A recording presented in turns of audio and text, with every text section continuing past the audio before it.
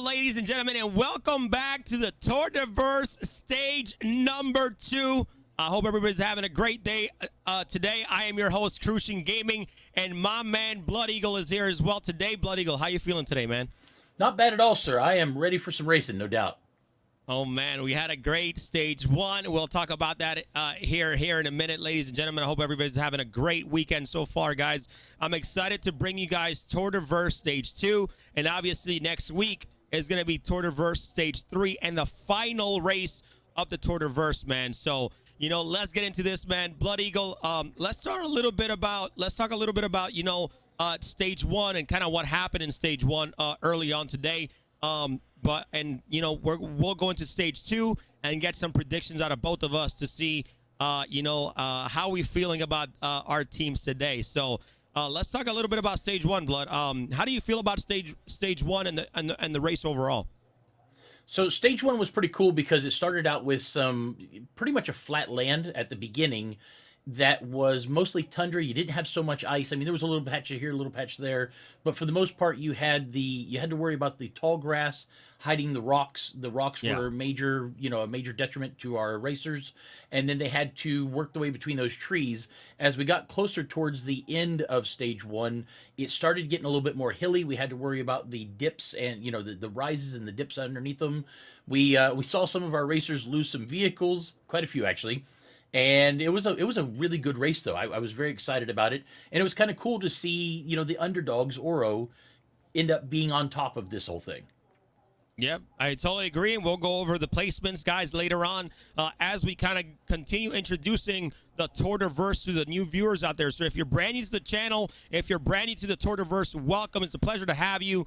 It's been a fun race for Tour de Verse stage 1. We're jumping into stage 2, guys, and we're gonna kind of go over a little bit about what the Tour de Verse is. So, to get into something really quick here, Blood. The Tour de Verse obviously came, a little bit of an idea from Tour de France. So, Tour de France obviously is a bike race, and they wanted to do something like that in game as well.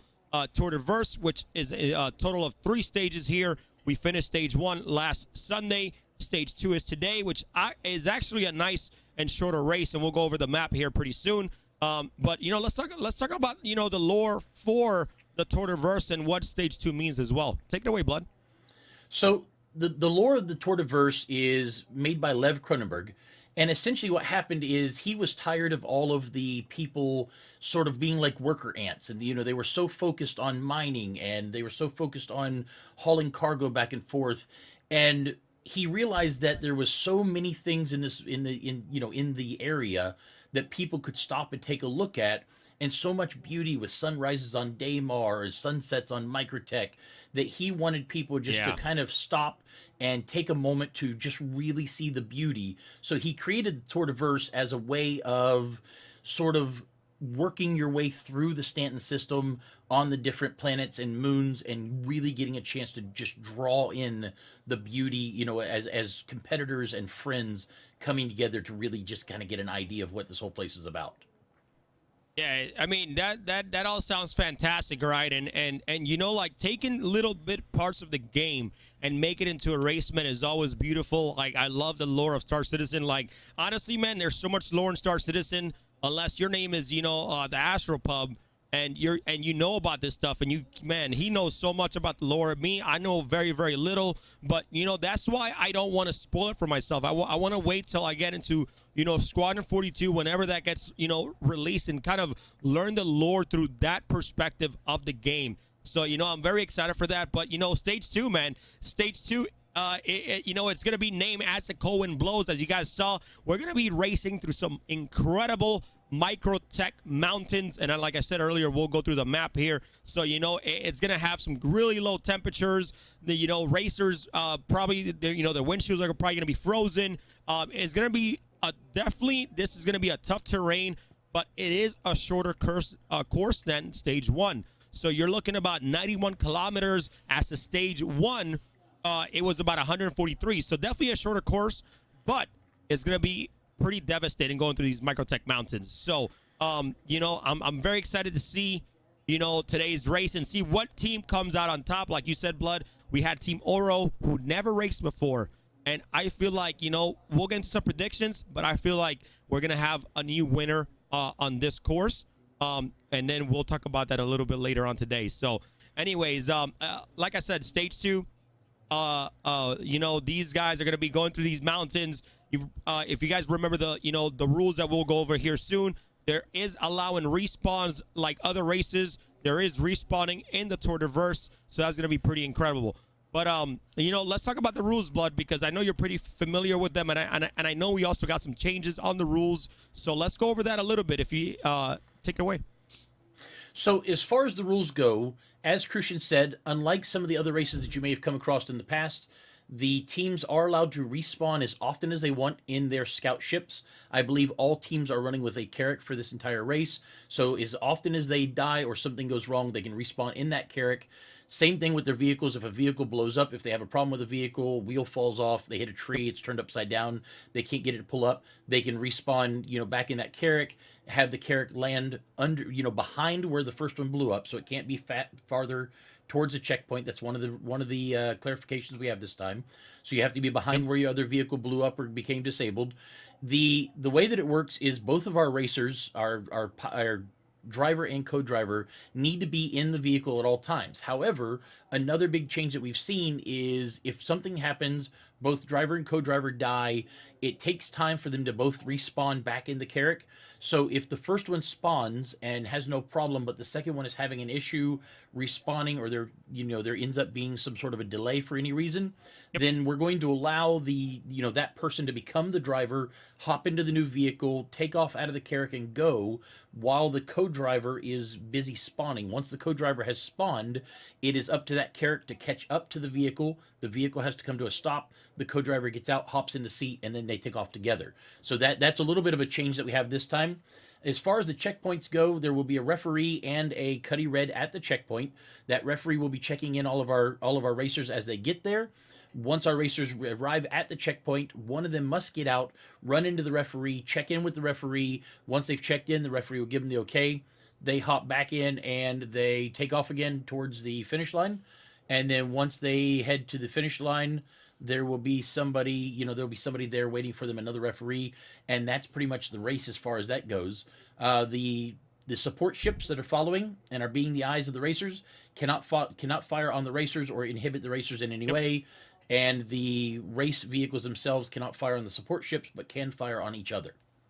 Let me intervene here, Blood, real quick, because talking about rules of engagement, right? Rules of engagement of the Tour de Verse is that they are allowed to engage, right? If you're a vehicle and you're probably driving a Cyclone TR or as of this point, the MT is not currently available for racing right now, but the TR, you are, allowed to shoot. But the thing is, right, Blood, the game is so massive right now, you only have 6 racers, right? So, if I feel like if you have a Cyclone RC and somebody has a Cyclone TR because they want to start engaging, I don't think they're going to be able to, because the Cyclone RC is going to take the lead way ahead early in the game, and you're not going to probably be able to see that person again. So how do you feel about the rules of engagement? Do you feel like these racers should be driving in a TR, or should they just try to go for the speed and try to get ahead as quickly as possible? You and I have both done lots of these types of races, and I've always felt, and this is my own personal opinion, that the serious racers, they don't care about engaging the other teams. All they care about is speed. Just go to the end as fast as possible, keep my lines, that kind of stuff. If you are going to use a vehicle that has weaponry on it, like you said, because the TR is so much faster, because the TR is so much slower than the RC, if you're going to shoot at somebody, you've got to do it within the first 10 to 20 seconds of pulling off that line, because after that 30-second mark, they're so far away from you that you're just going to be ineffectual. You really are. So you almost have to go with the RC.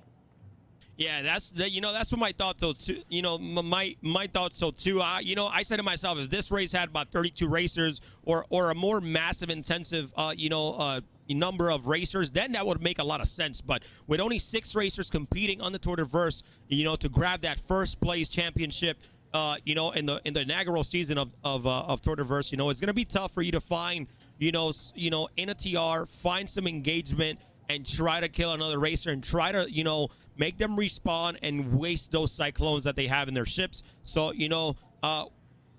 we saw UEMC. They had a TR in the beginning in Tour-de-Verse Stage 1, and they actually came out with some RNs, a lot of different Cyclones out there, but I'm hoping to see him with some Cyclone RCs this time around and see if they can, find their stride and get to that first place finish today instead of, trying to use different Cyclone vehicles at this time. So we'll see.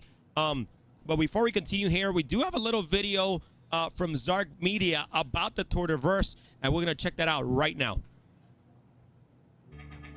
Hello, I'm Oliver Zark, founder of Zark Media and producer of the Stanton Today news show on HBN. We report on everything from politics to technology from around Stanton and the Empire.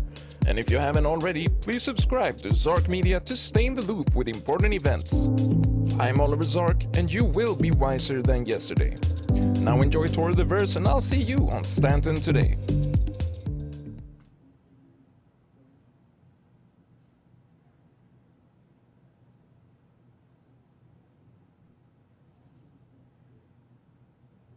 We back? We are back. All right, we're back now. Little bit of a mix-up there. Hopefully, you guys. Zark Media has been making some incredible videos for Tour-de-Verse, and he's been great. We got some interviews as well later down the line from Tour-de-Verse that Zark Media did for us as well, kind of giving some love to these teams that are racing with us today. So, Blood Eagle, let's go over the map and map for Stage 2, which is definitely super important here today. This map is definitely looking really, really fun, really, really good. Let's get your thoughts on this map. So all of our racers are going to be starting out at Rayari D Research Outpost, and they've got a very, very harsh run at the beginning. So pretty much what's going to happen is when they first take off, they're going to be hitting a ramp like almost immediately. So pretty much it's going to be a start, hit a ramp, and then once they do that big old jump, they're going to find themselves hitting those mountains. Now, this entire thing, the reason why this is as the cold wind blows, is this entire thing is going to be mountainous. And I do mean very, very mountainous. The big thing that you've got to remember with this is that it's super cold. The mountains can be very slippery, so you have to worry about your vehicle slipping back down the mountain. The other big deal is, as Crucian said earlier, this is almost 50 kilometers shorter than the first one, but that's only as the spaceship flies. As far as a vehicle on the ground, even though it's a shorter distance from, point A to point C in this point, they're still going to be going up and down those mountains, which is going to lengthen out the race, and they've got to worry about that because these cars, while they have been beefed up, are still fragile, when it comes to dealing with the elements. So if you take the wrong jump, you're going to come down wrong, blow up your vehicle, have to respond. And I don't know exactly how you land a Carrack to get a new vehicle out on the side of a mountain, but we may find out today, no doubt about it. Once they reach that first checkpoint, they check in with the referee at the Cuddy Red. They will then be heading down to the Bocado Ice Flats. That Bocado Ice Flats on the way, there's going to be another mountain range. And at that point, the racers have two choices. So when you get about halfway through from checkpoint 1 to the finish, you can either go up and over the mountains, or I've been told that there's also sort of a flat area that you can go down below the mountain range to the south of it. However, that area is full of trees, so it's pretty heavily forested, and they have to worry about it taking a little bit longer. So you have to choose, do you go up and over the mountains, which could be super dangerous and cut off a little bit of time, or do you head south, keep on that flatlands, deal with the trees, and maybe take a little bit more time, but possibly save your vehicle? Yeah, so, looking at this race, obviously a lot shorter than Stage 1. Stage 2 is about 91.4 kilometers, as you guys can see on the screen. And that's going to be roughly about a 60-minute race time today. Depending on what type of vehicles they use, Cyclone RCs, the rough time is going to be around 60 minutes, so it should be a very, very quick race. But that is not the challenge here today, Blood. The challenge is going to be these mountains, right? So if you're looking from, the start line to checkpoint 1, all you see is mountains. It's going to be a tough. They need to find a line. They need to rely on these scout ships, right? Most scout ships that everybody's using is going to be the Carrack. So these Carracks need to tell these racers where to go and where's the easiest place they'll be able to take the terrain and go through these mountains as fast as they can. And then, Blood, from checkpoint 1 to checkpoint to the finish line from checkpoint 1, right? You see right there at that mark where it says 59.2 kilometers. A little bit south from that, you have a nice terrain there. You have a nice forest that is flat that you should be able to, go through and kind of dodge those mountains if you really want to at this point.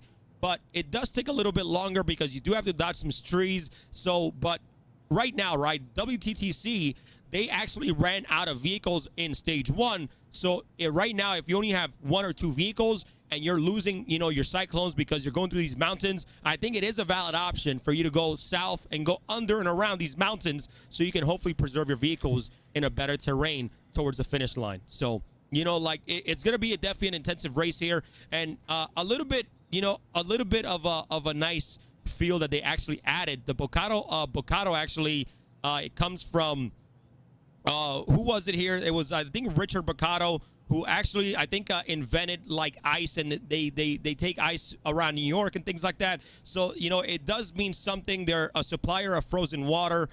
So that's what Bocado Ice Flats mean, which I think is a pretty cool touch to this map on stage 2. So, how do you feel about this distance, Blood? Do you feel like these teams are going to run out of cyclones a little bit more than stage 1, or do you think that we'll see everybody finish this time around?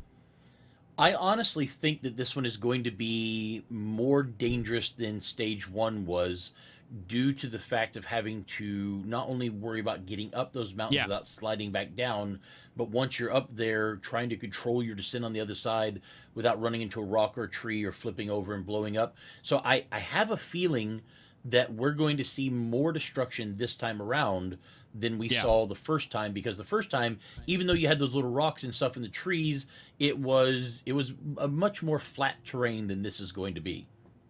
Yeah, I mean, I right now, on live we should be good. 3.13 PTU. Actually, I was taking around, Cyclone RC last night on Magda, and Magda's absolutely rough with these mountains. So I feel like this is going to be somewhat the same from the start line to checkpoint 1 here.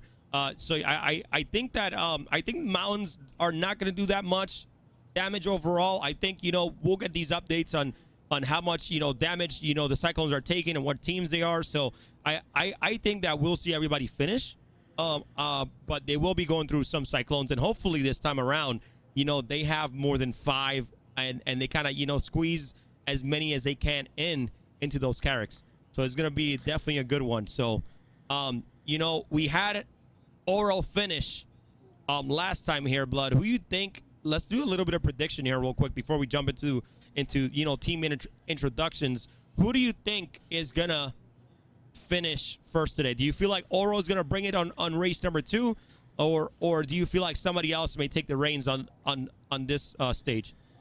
So as you know, last time I don't want to say I rooted for Oro, because I honestly I rooted for everybody, but with Oro being the underdogs last time, I was really happy to see them do such a great job on their first race.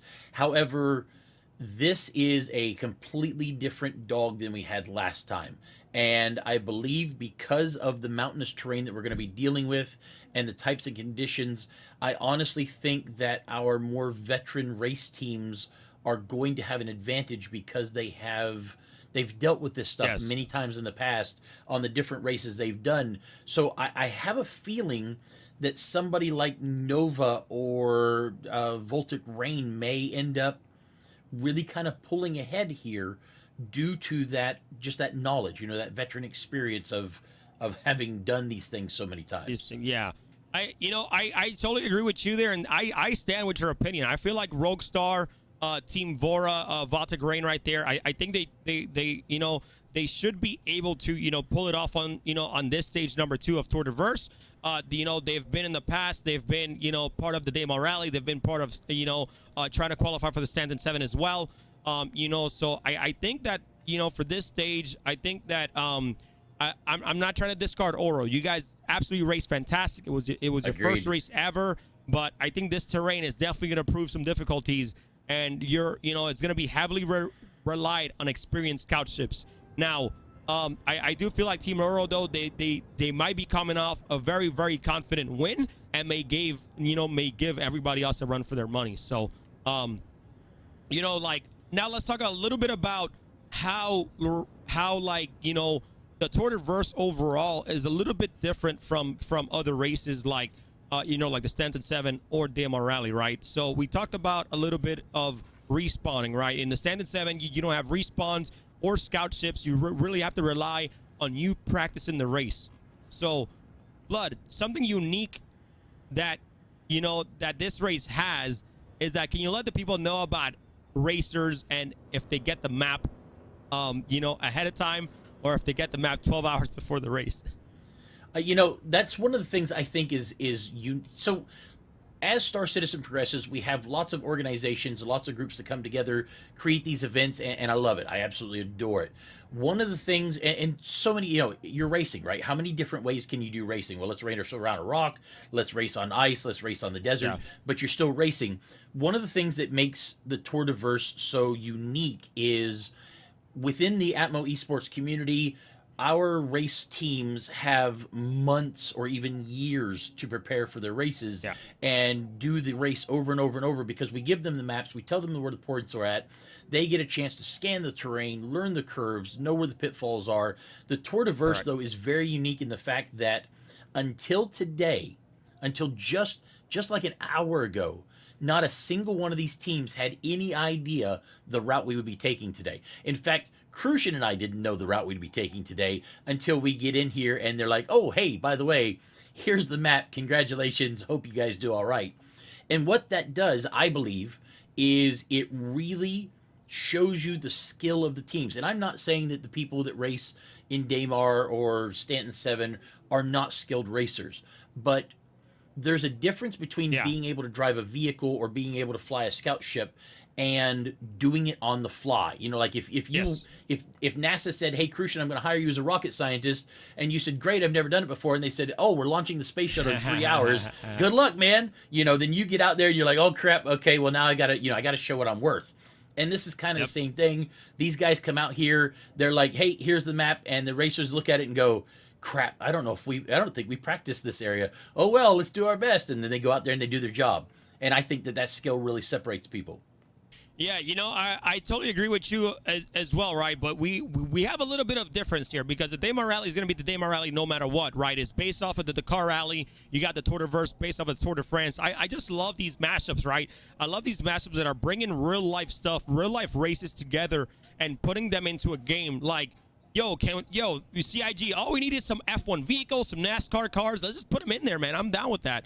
But I'm really excited for that stuff. So, but the big difference is the respawns. Obviously, you got respawns, right? And then the advantage of teams not knowing where they're racing and all they see is a checkpoint is that they heavily have to depend on their scout ships. And they have respawning. Because of respawning, right, I think it makes it valid for them to not know their course, because they'll just be able to respawn, drop some ships in, and that's the fun of the Tour de Verse. And I really like that, SACE overall, they saw the Daymar Rally, they saw the Standard 7, and just created something overall different, and it's not the same, right? That's one thing that I love about. If you guys don't know, the Standard 7 has been running for over, about 2 months now, almost. It's been an incredible race. It's been super competitive. Obviously servers are, sometimes hinder some racers, but I think everybody's still having a great time in the Standard 7, and then everybody's coming here to the Tour de Verse and also having a great time. We have some other racers like Evoltic Rain that are in the Standard 7, and I know Roguestar tried to qualify in the Standard 7 as well. So, some great racers so far from just the Star Citizen community in general. But let's take a look at what really the Standard 7 is with this video right now.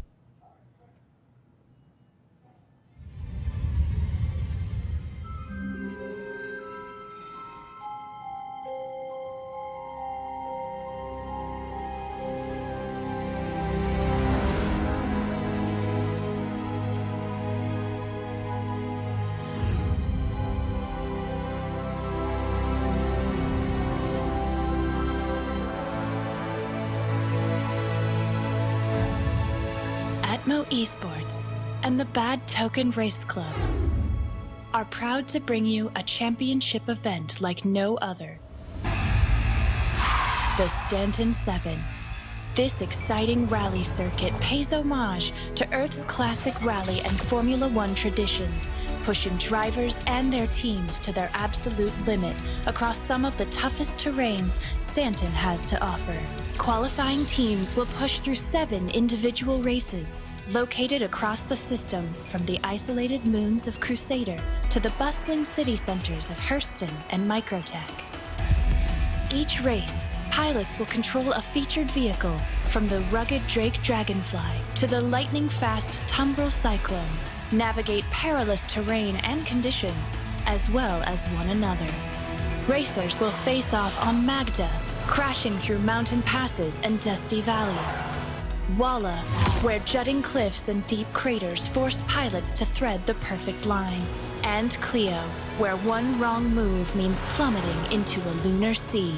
Racers will pick up individual wins across the races, but only the team with the highest overall standings can claim the title of Stanton 7's champion.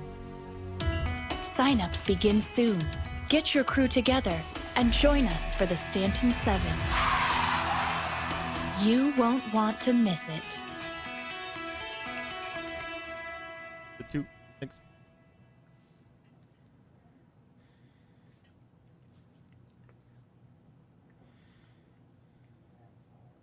So we are back, and as Crucian has said to you, we have got 6 amazing teams this year for the inaugural Tour de Verse, and they range from all over the world as far as the in real world kind of life world thing goes, and we have got them from all over different countries. We've got them, coming together. Some of the orgs are wide-ranging worldwide orgs. Other orgs are very, very tight-knit and from just a single country. So what we're going to do is we're going to tell you a little tiny bit about the different organizations, kind of get you to know them a little bit, and then we will show you a little bit of an interview from a couple of them. So first of all, we're going to talk about Nova. Nova Intergalactic is actually one of the largest organizations in the Star Citizen universe. They are, for this entire stage 2 that we're doing today, our driver is Dragon Rabbit, and our co-driver is Malachi, and then Bandar at Arton is our scout pilot, with Surf being our backup scout pilot. Nova Intergalactic is also known for doing a whole bunch of events. Like they call them operations. They do these operations all the time. They're happening just about constantly. One of their big events that they have going on right now is called the 100 Bullets League.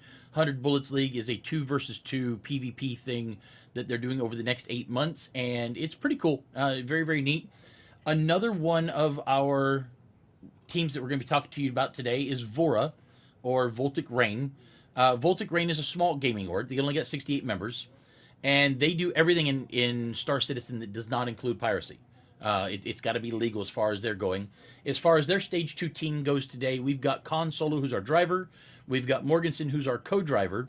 Dragon Ripper is today in the scout ship, and Konar is our scout ship co-pilot.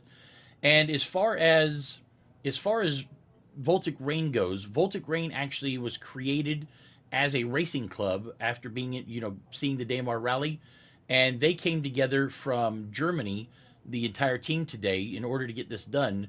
And they have been around in many of the different events in Star Citizen, and they're a tight-knit group, and they love doing all kinds of stuff.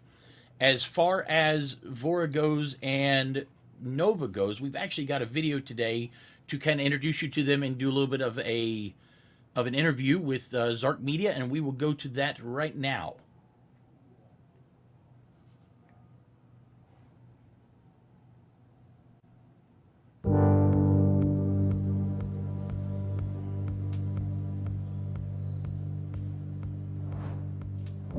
I'm Oliver Zark, founder of Zark Media and producer of Stanton Today News. Right now we are out of our Lorville studio out here on Microtech, exclusively covering Tour de Verse. Stage 1 of this multi-stage race finished last weekend, and during the week we have set out to get to know the teams. We found 2 of them at the finish line last Sunday and invited them for a quick chat.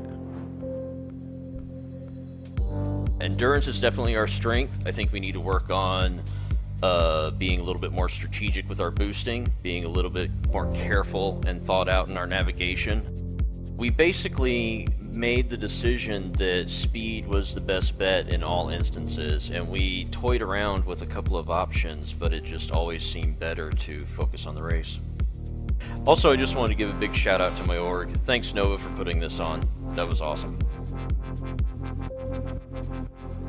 I'm a little bit exhausted. We don't know the right way. We can't practice for it, and we want to drive at day, and in the end it was night, and we had so many hills up and down and mountains to climb. This was a good practice for stage 2. I think this race has taught us some lessons. So we might change the one or other thing. Maybe we are skilled drivers, but there's always a place to improve.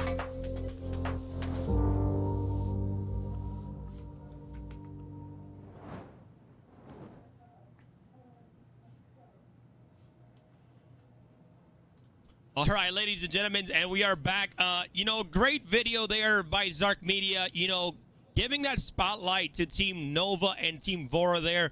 And we also have more interviews that we'll be able to show either later down the line or maybe even next week during the finals of the Tour de Verse. But great job there, man. We really enjoy these pieces because all these races, the Tour de Verse especially, is all about the racers, in my opinion, because the racers are what highlight really the race and bring that competitive spirit overall to the Star Citizen community. So great job there, Zark Media. Much appreciated on those. Let's go back a little bit to, to Team Nova here. Like you said, Blood, it's one of the biggest orgs out there, over 5,000 members probably right now, and people just from all around the world. And then, Nova coming in third place in stage 1, gaining 4 points overall, and they're just based from everywhere. We got drivers from Belgium, the USA. We got scouts from Hungary and Switzerland, and then their captain who brought this all together is hailing from Germany as well. So, a great team overall. I hope you guys, can bring it this time and maybe put it up,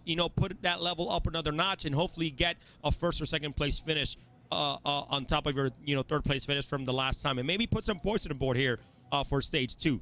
And then we got Vora, right? Baltic Rain, Blood, because going over this, right? All these guys are from Germany, probably friends, maybe in the same room, who knows? But these guys in second place, really showing, their, their experience from racing, whether, it's in the, Daymar Rally, whether they're racing in the Standard 7. But, they definitely have some experience and it shows. And I know they're going to be coming back here and bringing it on stage number 2 of Tour de Verse. And I'm excited to see him go. But it's really cool to see, kind of like Oro, right? They're all from the Netherlands. You got Vora all from Germany, which is pretty cool, man. Probably friends in real life, which I think brings a really cool dynamic that brings people together in Star Citizen overall. So, but let's go over the next team. We got Team Oro. All right, Team Oro, Blood, our first place winner, a team that hasn't practiced or hasn't participated in a race before. Okay, and especially in a race that we talked about that people don't even know the course. I think by them not knowing the course, other teams is what gave Oro a slight advantage in coming out on top, right? We, during stage 1, we saw Team Oro's Carrack blow up, leaving them only one vehicle on the floor. Some incredible things that happened during stage 1. They got one vehicle left on the floor after their scout ship blow up, giving them time to come back and bring their scout ship back and support their team once again. But they kept racing, they kept doing, their thing, and they came out on top on stage 1. But let's see what happens to stage 2. Because it's definitely gonna be something to watch here. And then our next team, take it away, Blood. Yeah, so our next team is Team Rogue Star, also veterans in the racing circuit of Star Citizen. They're a lawful org. They're small. They've only got about 48 members, and they love doing different types of challenges within their org, which is really kind of cool. They hail from Belgium mostly. Their team leader is Dragonfly BE77, who is our driver and our captain, and hailing from Belgium. As far as today, we've got Stuff that will be actually our driver, and Leo Zanders will be our co-driver, which is really kind of cool. Dragonfly BE is the head of their actual racing division, and they enjoy doing stuff like the Hurston Hurtlocker, the Daymar Rally. Their org is very active, so they're always doing things together, which is really kind of cool. Like you said, they last time came in 4th place, so they were able to get 3 points on the board, which puts them in almost a mid-tier position. And because of that, they have the ability to possibly move ahead of everybody in this particular stage today, depending on what happens. It all depends upon how they deal with the weather and whether or not there's any snowstorms hitting Microtech today, and how they do on those mountaintops coming back down and everything. Who's the next team we've got there, Christian? Yeah, before we jump into the next team, I do agree with you. The weather is going to be something today that we are going to have to look at, right? Like right now, the weather doesn't really affect ground vehicles that much. Like your windshield doesn't get really that foggy, but just your sight overall, that's why you're going to have to rely on that scout ship again. Again, the Carrack is a massive ship. You have a massive light ahead of you, so if you're racing it at nighttime, that scout ship should be able to do the job for you, but it's definitely going to be a tough one. Our next team, World Trading Circus here, guys, who came in, unfortunately, they ran out of Cyclones in stage 1, and they came in last place, but I think they learned a big lesson there. I think they learned a lesson about, bring more vehicles, about just racing. I think they got a lot of intel from Tortiverse stage 1. I think they're going to bring it to stage 2. I think they're going to definitely get a little bit better here on Microtech. I feel like they're placed a little bit better today. So, I'm going to give some hope here for World Traveling Trading Circus here. But a great org. They have what every org should have, Blood, a Norwegian guy. Oh man, so but founded, a small org founded by a Norwegian member, from Norway, obviously, but they got people from all around the world here, from Germany, from Canada, from the UK. They did come in that last place. Like I said, they ran out of vehicles, but I think this time they're gonna definitely learn a lot more, and then they're definitely gonna bring it this time and hopefully give a closer race, in stage 2 than they did in stage 1. And these guys, Alpha C, by just their names, they're the World Trading Circus, so that their ship of choice is that Banu Merchantman, bringing that trading to the world. So we'll see how they do today in stage 2, and I'm definitely looking forward to seeing them here. What is our next team coming up here, Blood? Yeah, no doubt about it. Last on this list, but by no means least, we have got UEMC. Team UEMC stands for United Earth Mining Corporation, and they are all about anything at all that deals with mining. That's it. There's 2 things that they're known for, and it even is in their quote. It is, we mine and we know things. Now, last time we saw them in last place for a bit of the race. UEMC was also our team last race that was not using the vaunted RC, and they were the only ones. We saw them bring out TRs, we saw them bring out RNs. I am hoping that this time that they're going to bring out all RCs, not because we don't love the diversity of the vehicles, but because we definitely want to see them.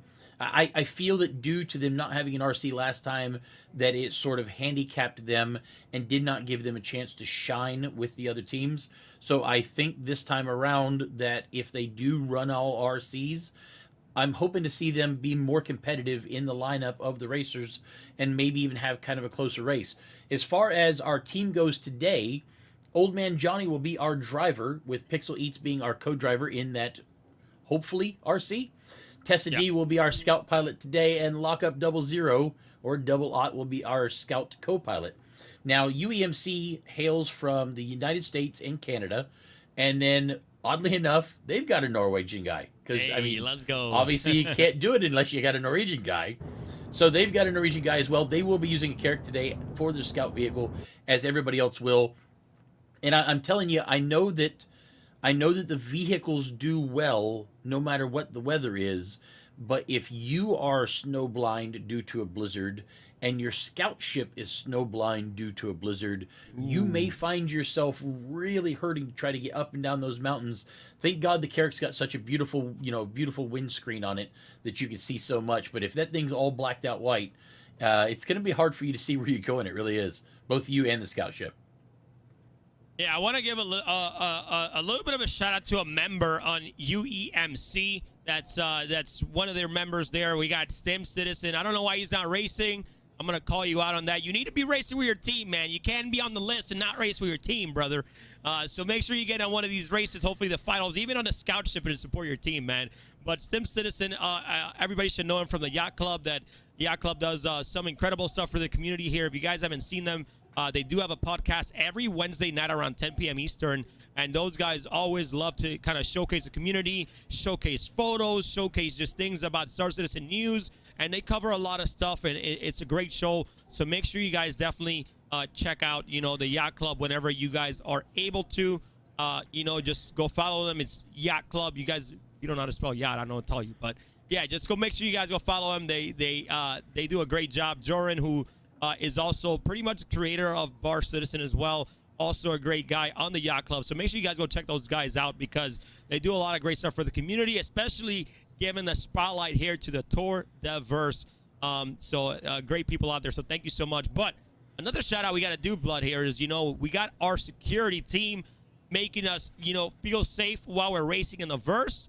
So we got to give a shout out to a couple, people here, which is going to be Javelin and Walkers of Sigma. That's our security team. They're making sure that, nobody tries to play dangerous while we're trying to get our racers, ready to go here. And thank you guys so much for that. But we got a nice video from Walkers of Sigma that we'll be able to throw up on the screen and show you guys. I love these org made videos. They always come out fantastic.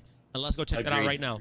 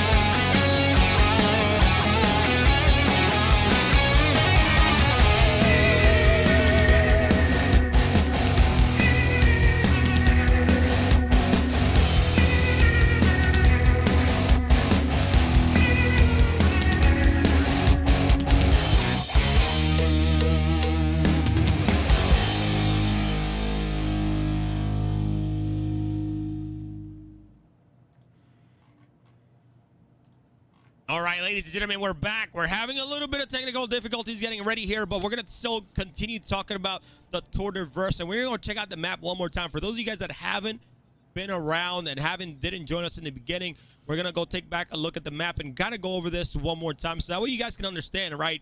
This race may be shorter, but it's definitely going to be tougher. A lot of mountain ranges. They have some options here to kind of dodge these mountain ranges, but I've been thinking about this overall, Blood, and I just feel like, right now, man, like we did have our predictions earlier on today, but I feel like anything could happen, man. And I'm just like very, very anxious to kind of get into this and kind of see where this race is going to go.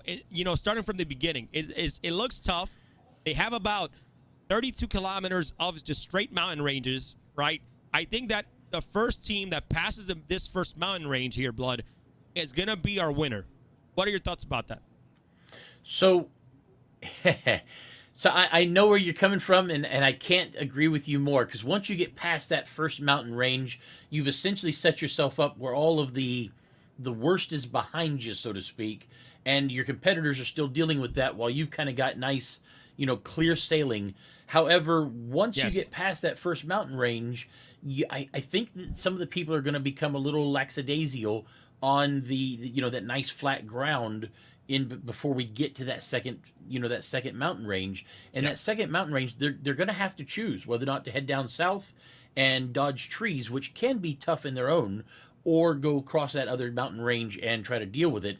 I think that right there, depending on where they go when they get to that sort of fork in the road, is going to give other teams a chance to possibly catch up if they decide to go down the flat path underneath that forest.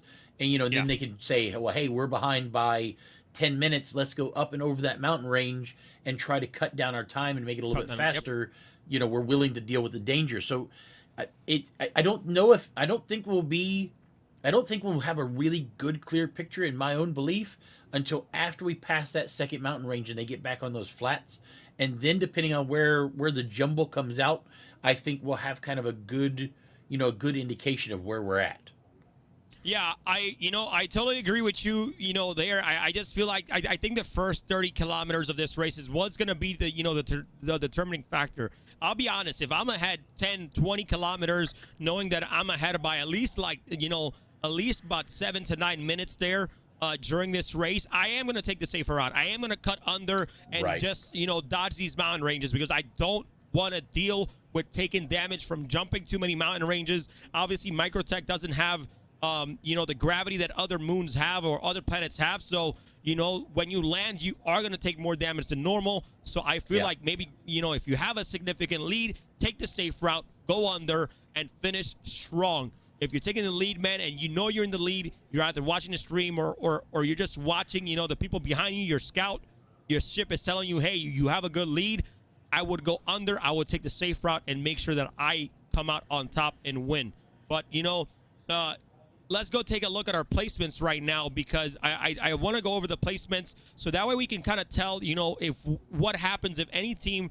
Right now it's a bit early, right? Right now it's a bit early to tell what teams are going to come out on top. Obviously, we're only done stage 1. But let me tell you right now, if stage 2, Blood, if Oro takes it in stage 2, they're going to have 12 points overall. And that's going to kind of cement them a little bit because they could come, it'll give them that gap that in stage 3 in the finals, if they come in 3rd or 4th, they can still take it and win. So, right now, Oro, if you really, really want to cement yourselves in a great place for the finals, you win stage 2. I feel like if they come out in 5th place, Blood, or if they come out in a lower place, it's going to put them in a tough spot. But then it makes the whole race competitive overall. What do you think about the points in the leaderboard so far, Blood? So we don't know the map for stage 3. All we do know for a fact of stage 3 is that we're going across a giant frozen lake into New Babbage, and then we're racing through the streets of New Babbage. That's the only thing we know, right? Yeah. So we know that there's no forest, and we know that there's no mountains. So they don't have to worry so much about the mountains or the forest. I think the stage 3 could just be kind of a very close race as far as what everybody's doing. So I think that this is the time right here. If you want to make sure that you are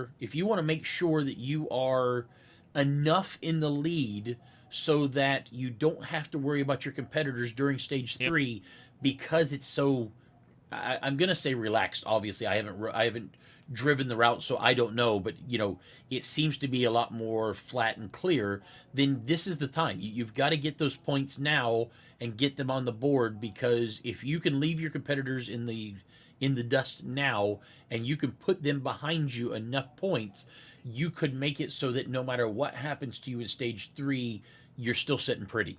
I think, doing the math in my head, I believe that if Oro could get 5th place, or I'm sorry, 2nd place, and get those other 5 points, that they still should be, they almost should be good no matter what they do in stage 3, as long as they get at least 1 point.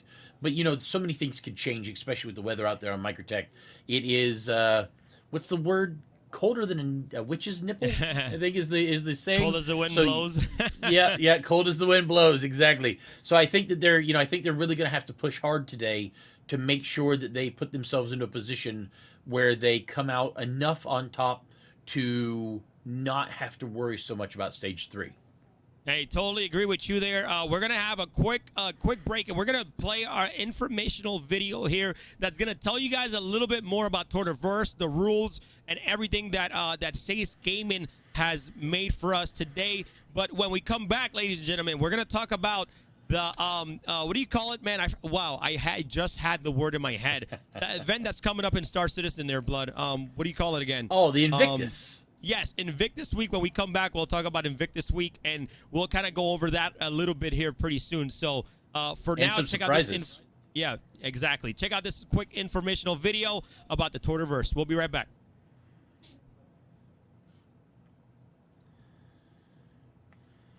Hi, welcome.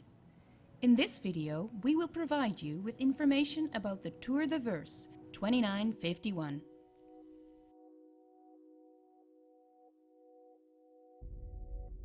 This year's Tourverse will cover the planet of Microtech and has 3 stages. We'll start on April 25th with a stage covering the plains of Microtech. This is the least hazardous stage with relatively temperate weather. However, drivers should watch out for trees and branches. The second stage is on May 2nd, where the teams will conquer the Great Mountains of Microtech. This route is not about moving fast, but about pathfinding and avoiding snowstorms. In the third and final stage, on May 9th, the teams will cross the frozen lakes and rush to New Babbage. After arrival at Microtech's capital, they'll have to continue on foot and find me here at Wally's Bar. Feel free to stick around, where we'll await the other finishing teams, have some interviews, do a photo shoot, and award the prizes.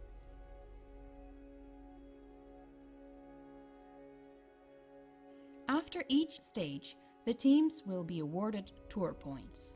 The team that collects the most tour points wins the Tour de Verse.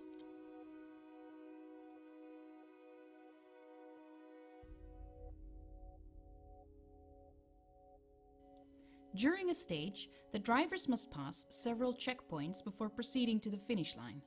These checkpoints are equipped with a medical station where players can get treatment if necessary.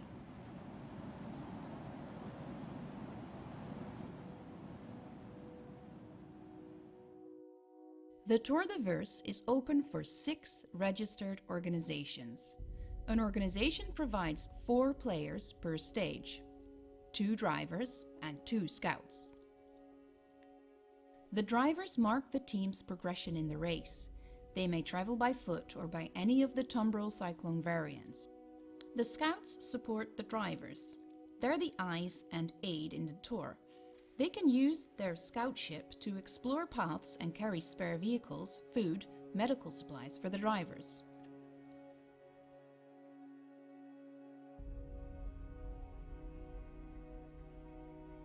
There are several rules concerning the use of force and respawning. These rules can be found in the rulebook posted on our website.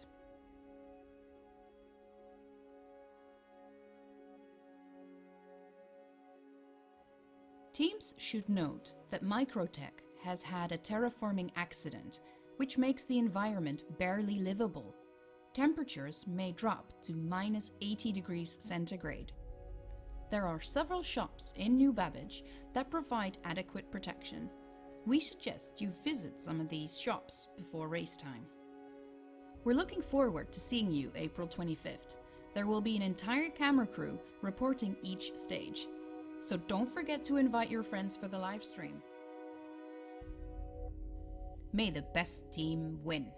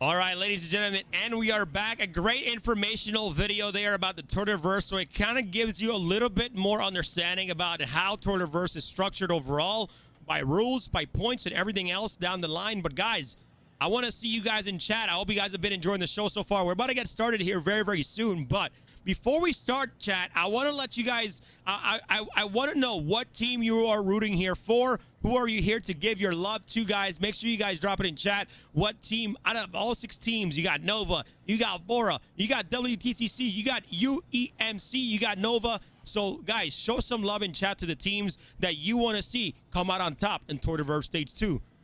And then right now, we're going to kind of go ahead about an event in the game, Blood, that is so iconic and so fun and is going to bring definitely a lot of people into the verse. Guys, we have the Invictus launch week for Robert Space Industries. They're bringing it back again this year for May, from May 21st to June 1st of 2951. I'm super excited for this. You have, dude, like I'm so excited, man. You got to tour a Javelin. All right. You got to fly every ship for free. All right. You got to bring your friends into the game and play for free. Right. And if you're and if your friends after that ends, remember, if they buy a game package, if they buy the Mustang and they use your referral code, remember, they're also going to get a Aurora as well. Like, man, I think they're doing a great job at trying to market and get more people into this game. And Invictus launch week is the perfect time to bring your friends and family to play some Star Citizen. What are your thoughts on Invictus week, Blood Eagle? So, as you know, and the viewers out there may not, the Invictus Week is essentially an in-game lore thing where we celebrate and honor the, those in the Navy and the other armed forces for their tireless service to the UEE. And they celebrate those by having this large sort of aerospace convention on Area 18 where they have all the manufacturers come in and they take over different parts of the convention center, bring in their biggest, best ship, their brightest ship. Yep. We always have the military ships. We always bring those in there because it is all about the military. So obviously they want to show off, and they polish those things up. They let you walk through them. They let you check them out right there on the floor. You can actually borrow or rent one of the ships for a 24-hour period or a 2-day period. It all depends on which one it is. Yeah.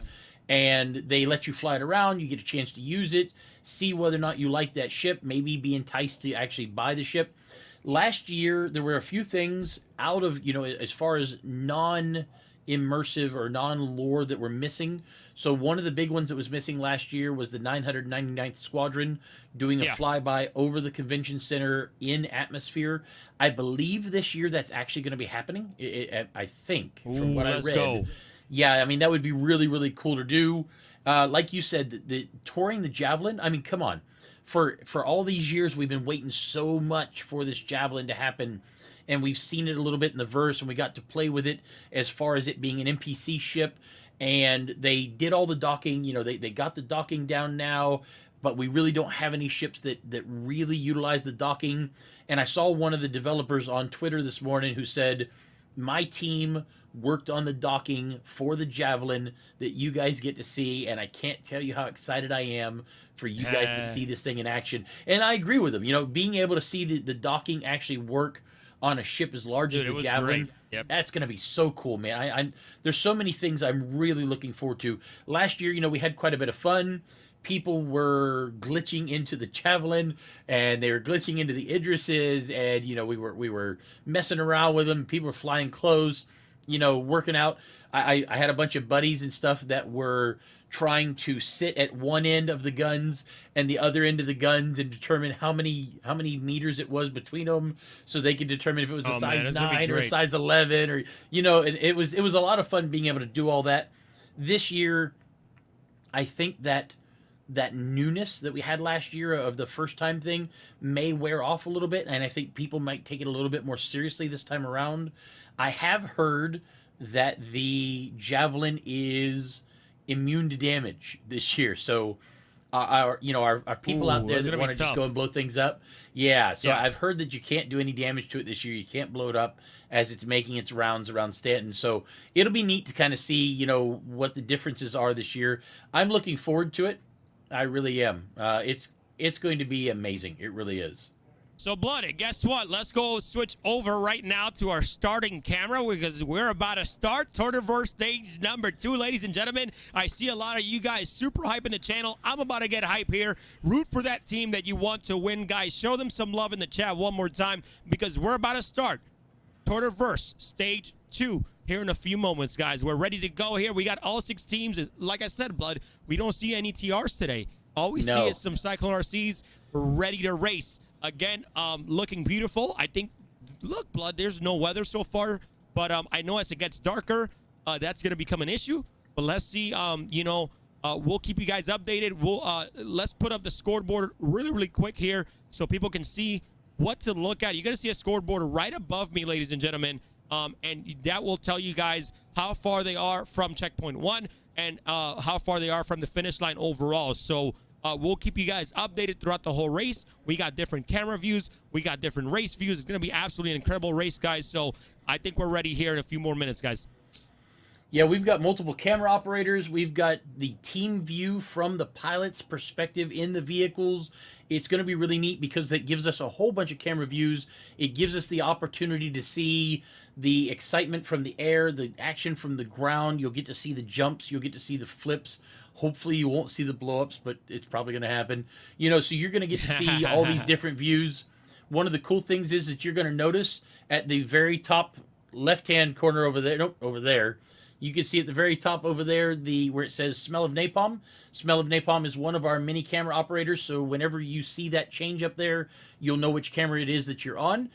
Down here in the middle, right over there, you will see the actual name of the team that we're following, so you guys will be able to keep an eye on the action and know when we switch from one team to another, who we're at, what's going on, and we will, of course, will do our jobs in telling you everything that's happening, whether it be good, bad, or probably ugly.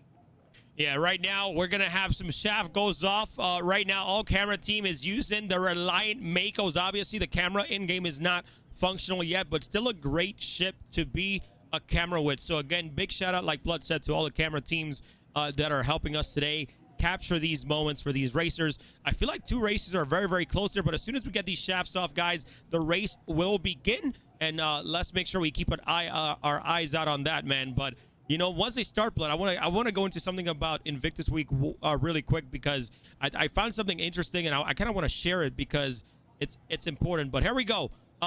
Shaft is off, ladies and gentlemen. There's our shaft. Races are gone. We got they almost bumped in. Look at that Very jump. big jump in the beginning there. Yeah. Incredible. And we're switching over already. Let's take a look at who we're looking at right now. One of our racers already taken off. And guys, we'll keep you updated throughout. But right now, we're watching Team Nova, but I'm going to jump right back into Invictus Week, Blood, because... Oh, yeah, absolutely. I was in the Navy for 8.5 years. A lot of people don't know this. I was an aircraft carrier for 6 of those years. And when I would do these tours in the aircraft carrier, I could literally give you a tour for about 7 hours. I can give you a tour of the whole ship, and it would take me about 7 hours. So I'm kind of excited to see when we go into that Javelin for Invictus Week and see, will it take that long for me to tour that whole ship? It gets me excited because, I know how much, the Javelin is in scale, and I'm excited to see the inside of it and just go through it and just spend hours being lost in that ship. And that's one of the most things that just gives me an excitement about Invictus Week overall. So yeah, I'll tell you, Crucian, yeah. I think that, and this is just my own personal thoughts, I believe that due to them wanting to keep that Javelin, keep some mystery there and keep the excitement there for when Squadron 42 comes out, I have a feeling that all they're going to let us do is come off of the gangplank, walk through some hallways, maybe see the mess hall, maybe see a briefing room, possibly see the bridge, and that's it. I don't think they'll let us do the entire tour. I know what you're saying. I would love to go through every single inch of the ship, but I have a feeling they're gonna block us off a lot because they want to keep that excitement of when it actually comes out and people get to walk through the hallways and stuff. So right now we were taking a peek at Team Oro, and Team Oro just flipping around, guys. And I'm not sure if you guys know that. If you guys have been playing the game, there is a mechanic in game now that your vehicle, when it flips over, it flips back over on his 2 feet. I'm hoping they fix that, Blood, because when you're taking a big jump, it actually fixes it in the air as well, because it tells the mechanic, hey, you're about to go upside down, and we need to fix it, man. I feel like in the air, it shouldn't fix it. It only should fix it if we're upside down on the floor. I think that's how it should, work. I think if we're in the air and the Cyclone's about to do a backflip, I want it to do a backflip. That's the whole point of it. But seems like it feels like everybody is doing really, really great so far, though. Like I said, guys, this is a Microtech. This is all about mountains today, so they need to take it easy and they need to take their stride early on, because I feel like once they get past these mountain pass, whoever's in first place is pretty much may keep it. Yeah, I wonder. So our ships, as we know, have small little directional thrusters that are used to sort of spin us in space, and then of course our main thrusters that push us forward. I wonder if maybe the in-lore immersion aspect is that these vehicles have small little itty bitty, thrusters on them, air thrusters, just to kind of flip it over, if it gets, like maybe the AI on the vehicle knows, oh crap, the accelerometer is turned upside down. Quick, fire those thrusters, fire those little jets and flip us back over. And maybe that's the reason why. I mean, obviously it's probably due to them just trying to make the ground vehicles more fun for us, so that you don't have to worry about being on your back so much. You and I have both been in many races where a team had to call it due to their vehicle being flipped on its back, and that was it. You were done. So this gives these guys a chance to keep going. But like you, if you do some kind of sick flip in the middle of the air, I want to see it. I want to see that really cool 360 or barrel roll as it comes back down and keeps on going. Those kind of things are really, really cool. Yeah, I completely agree with you, and I hope they fix that mechanic. But right now we're watching Team Oro, and we're seeing some incredible views here. How beautiful Microtech is looking today, and Team Oro really trying to gun. And it seems like everybody is really close. We haven't seen any explosions yet. If we do get any explosions, we'll be able to go back and check that out with our camera team here. But everything is looking incredible. Carracks are high in the sky, scouting for these teams, making sure that they stay steady and they stay straight. But man, this terrain is looking super tough right now, Blood Eagle. Yeah, it's nice to see a couple of the teams that close together, because that tells you that there is some, that tells you there's some competition. So it's not just one team way out in front of the others and just looking in his rearview mirror going, ah, ha, ha, ha, look at me. It really is sort of a neck and neck kind of race. And whoever's in front right now, if they were to hit the wrong rock and spin, while they're spinning around, the next racer could just zip right past them and, then take that first place. So that kind of competitiveness I love to see in these kind of races. I love the races where it's close. I really do. If you look from the air right now, looking at that free cam, that's Dutch up there running that camera for us. You can see the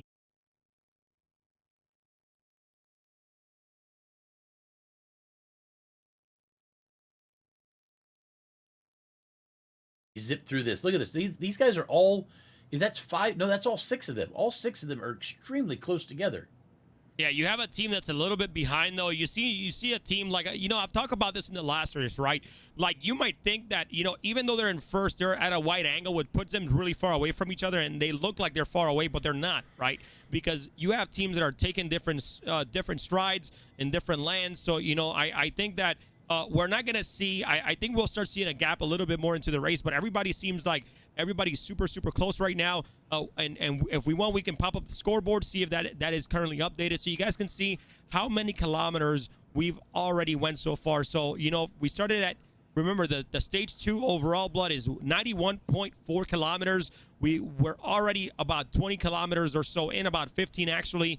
But I think the race is going so far. We got Team Oro in the lead. That obviously is going to get updated, but Team Oro in the lead so far. Anything could happen here, but WTTC in second place, Blood. Incredible race so far. Yeah, glad to see them. And look at UEMC being in that third spot right now after last week, having that TR.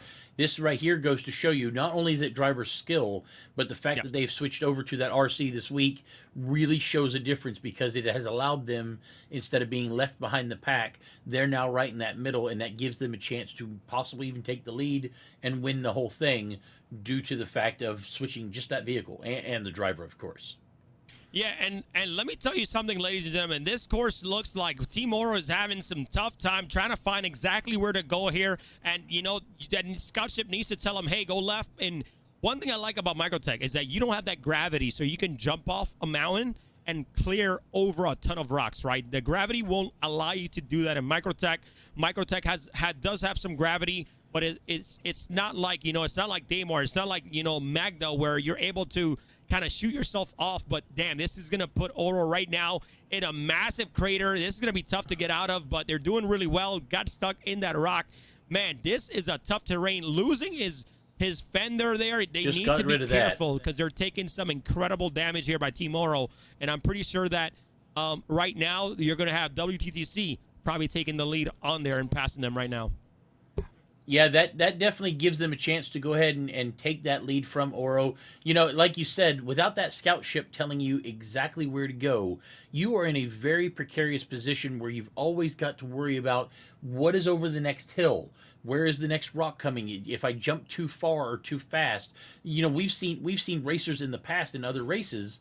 We've seen racers literally go to the very top of a hill and screech on the brakes and then barely go over the top of the hill so they can look down and say, okay, this is my path, this is where I'm going, and then kind of navigate their way down. Whereas, like you said, on somewhere like Daymar, where the gravity is so much less, you can come up to the top of a hill and just go and possibly jump 2 mountaintops before you come back down due to that nice low gravity. This here, due to Microtech having such a high gravity, these guys are really having to be careful about how they take these mountaintops. And it could be the end of them if they're not careful. Yeah, I mean, right now it feels like Oro has taken a rough terrain as opposed to other teams right now. You see Team Roguestar, right? They have a very beautiful view. They are not going through any mountains. They're just trying to dodge these mountains. I think their scout ship is doing really, really great overall, telling them, hey, you need to go right. You need to go around this mountain because there's no way you're going to take more time going up the mountain and down if you just go around. So these are tough decisions that these teams need to make, especially in this terrain in Microtech. I'm telling you, even though this race is a lot shorter, it is tough for these mountains. We're going to see an explosion soon if teams are not able to, if they keep going through these mountains, man, I'm going to say, hey, I'm going to take off. I'm going to drop my support ship down. I'm going to switch vehicles because I'm just taking enough damage. So, but no explosions yet. I'm very surprised of that, but we're seeing some good racing today. Yeah, I would absolutely have if I were racing, and you know that I've raced one of these before, not the Tour de Verse. If I was racing, I would have my scout team telling me, look, just take the bottom of the ravines that you can between the mountains, because those are going to be your safest place to go. Yes, you have to go around the mountains and you're going to have to deal with those, but in having to, go around those mountains and take that little bit more time, what you're doing at the exact same moment is you are saving yourself from sliding backwards down the mountain because you took too much of a slope, or coming down on the other side of the mountain and running into a rock. Here we're watching WTTC, and if you notice, see how you got rocks to the right, you've got rocks to the left, and he took that sort of that little bit of a nice path there. That keeps them from having to worry so much about hitting the wrong thing and being taken out of the race real quick. Well, right now, WTTC was our first explosion so far, ladies and gentlemen. So, I mean, WTTC losing one vehicle off the bat, but hey, that, I don't see that as a bad thing right now. That way they can, get a new spawn, get a new vehicle, and then push that as far as they can, because other teams right now, their vehicles are currently taking damage. So I don't see that as they are losing time, but they could definitely bring that back up, because WTTC, when we were checking out the scoreboard, if we can check it out one more time, we're in second place. So that's definitely going to cost them some time, but it's going to give them a fresh new vehicle to hopefully get even further through the checkpoint number 1. So, incredible so far. Incredible race, incredible views. Shout out to the camera team. You guys are doing fantastic. And here we go. WTCC switching up their vehicles and getting a new one out.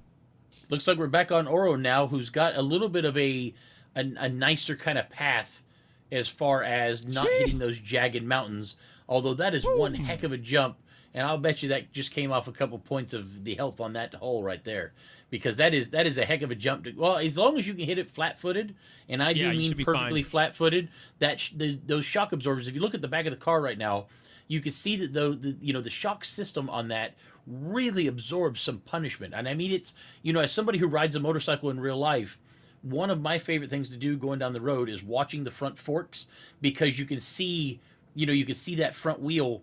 We drive down roads all the time, right? And you think the road is perfectly smooth, but when you're on something where you can actually see the shocks, you actually get to see every single minute little imperfection in the road, and you can see those shocks just kind of bouncing up and down all the time.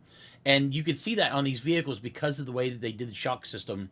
You got to really give Tumbler some very big props as far as designing these vehicles for very extreme environments, because yes, they do blow up, but they take a lot of punishment before they do.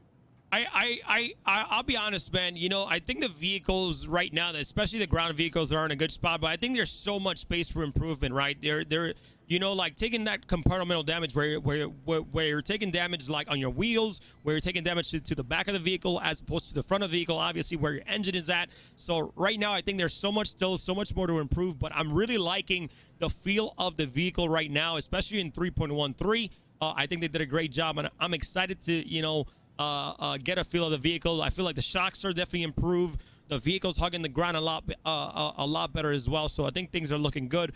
And let's take a quick look at the leaderboard to see where our teams are currently standing right now while we're watching WTCC driving. So we got Oro obviously taking a nice 2-kilometer lead. Rogue Star, WTDC still in third. It's this race so far, Blood Eagle, definitely a lot closer than Tour de Verse Stage 1. No doubt about it. And this is the first time, you know, we're noticing this desync on screen. This is the first time since 3.13 came out that I've actually seen desync. I was very happy about the fact that the desync seemed to be a whole lot less.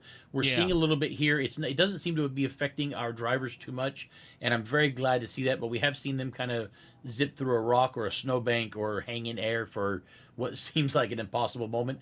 I have noticed that, you know, with WTTC taking third place, Nova has actually come from the last spot back up to fourth place, so they're moving a little bit farther up than they were. UEMC was in third place, and now they're actually in last as of this exact moment. Oro, the underdogs, the guys who've never raced before, the guys who last week was their very first time doing this, God love them. I mean, they're really doing great for themselves, and that's wonderful. At the beginning, you know, I predicted that our more experienced veteran racers were going to have an advantage on this, and Oro, I guess, must have heard me and said, you know what? Let's just prove Blood wrong. That's it. We're just going to show them that. Let's prove everybody wrong, pretty much. But you know, I think they're doing a great job. But remember, right now, you know, these racers are taking their, you know, different lines. I think 2 kilometers is not that much. 2 kilometers is literally probably like, you know, a minute and 15 seconds or so of a gap. So right now, we're all in the mountains. Oro probably taking a definitely more tougher terrain. They could have blown up at, you know, at any moment. Maybe they switch off a new vehicle, but, you know, let's see what happens. It's up to these scout ships to be able to scan and be like, hey, your hull damage is very, very low, 50%. Let's go ahead and switch that hull vehicle out. Let's bring that other one in the ship because you're able to repair the hull, and hopefully restore that vehicle so that way you guys, you know, don't run out of vehicles as well. We're going to be looking back at Oro here, but like I said, guys, you know, with this whole, you know, terrain where the weather now is getting rougher, it's still anybody's race at this time. And I know, Crucian, that you are, like me, really looking forward to the salvaging and the engineering/repair that is coming up soon, because a lot of these races are made, you know, by us, the community. A lot of these races were made by us, the community, to have the ability to. Oh, and it looks like Oro has reached the first checkpoint. I didn't want to interrupt myself, but we got the co-driver popping out now, running in to say hello to the referee there. Now, here's my question. Last race, Team Oro switched vehicles at this point. They immediately flipped out vehicles because they wanted to get a fresh one. This time, it looks like they're staying in their vehicle. No, they want to keep that lead going. Yep, they're just going to run with it. And you know, like you said, with it being such a close lead, I don't disagree. You know, I mean, this would be a bad time to flip out your vehicle. Hopefully, they're going to get started any moment here, because this is a. Oh, there we go. Okay, they are gone now. So as I was saying, the repair mechanic that we're all waiting for. Oh, that is a heck of a drop. Oh man, this is happening right now. That vehicle is not blowing up. That is super scary, tumbling super hard here. Oro, will you survive this upside down? That is all in the air, all the way down the mountain. Look at that, dude. Debris is going everywhere. They're currently stuck. Checkpoint is right above them too as well. Blood Eagle, they took a lot of damage in that vehicle right now. Let's see how they do. I smell an explosion coming up, and that was a lot of hull damage. Incredible tumbling and they've got to downhill, be careful, man. Wow. Oof. WTTC is right above them. Just reached checkpoint 1. They are now switching out and checking out with the referee. That tumble and the amount of time that they lost Oro tumbling down that mountain, depending upon what WTTC does, it may allow them to catch up to Oro quickly, especially if Oro took a whole bunch of damage with this. If they took a whole bunch of damage and end up blowing up or having some trouble, it could give WTTC a chance to get up to them.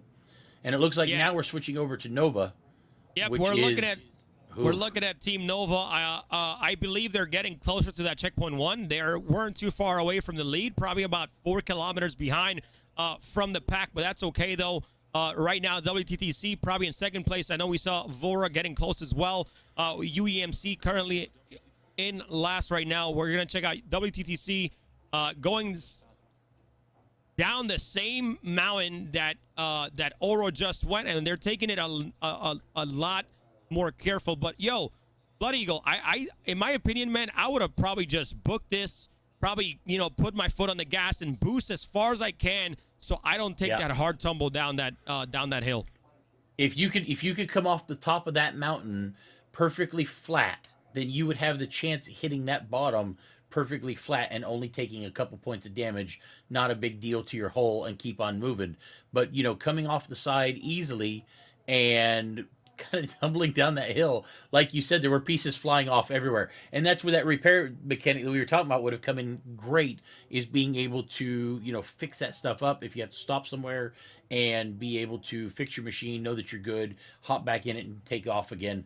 Once we get the repair mechanic in, I think that, you know, having spares will be a thing of the past.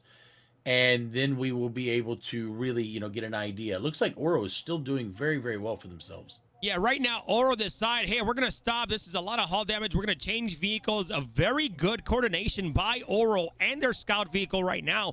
And Blood, you talked a little bit about, you know, refuel repair, salvaging and all that good stuff. And that's what excites me about the game. Look at the type of races we're having within the Star Citizen community that the community is coming up with. We still don't have repair. We still don't have refuel. That's going to just make our races a lot more interesting overall, because people are going to have to stop, repair. Scout ships are going to have to do all that stuff. Refueling points in between races is going to make the dynamic of Star Citizen races even better and more realistic. So, you know, Team Oro switching vehicles and taking the charge and taking the lead so far in Tortiverse Stage 2.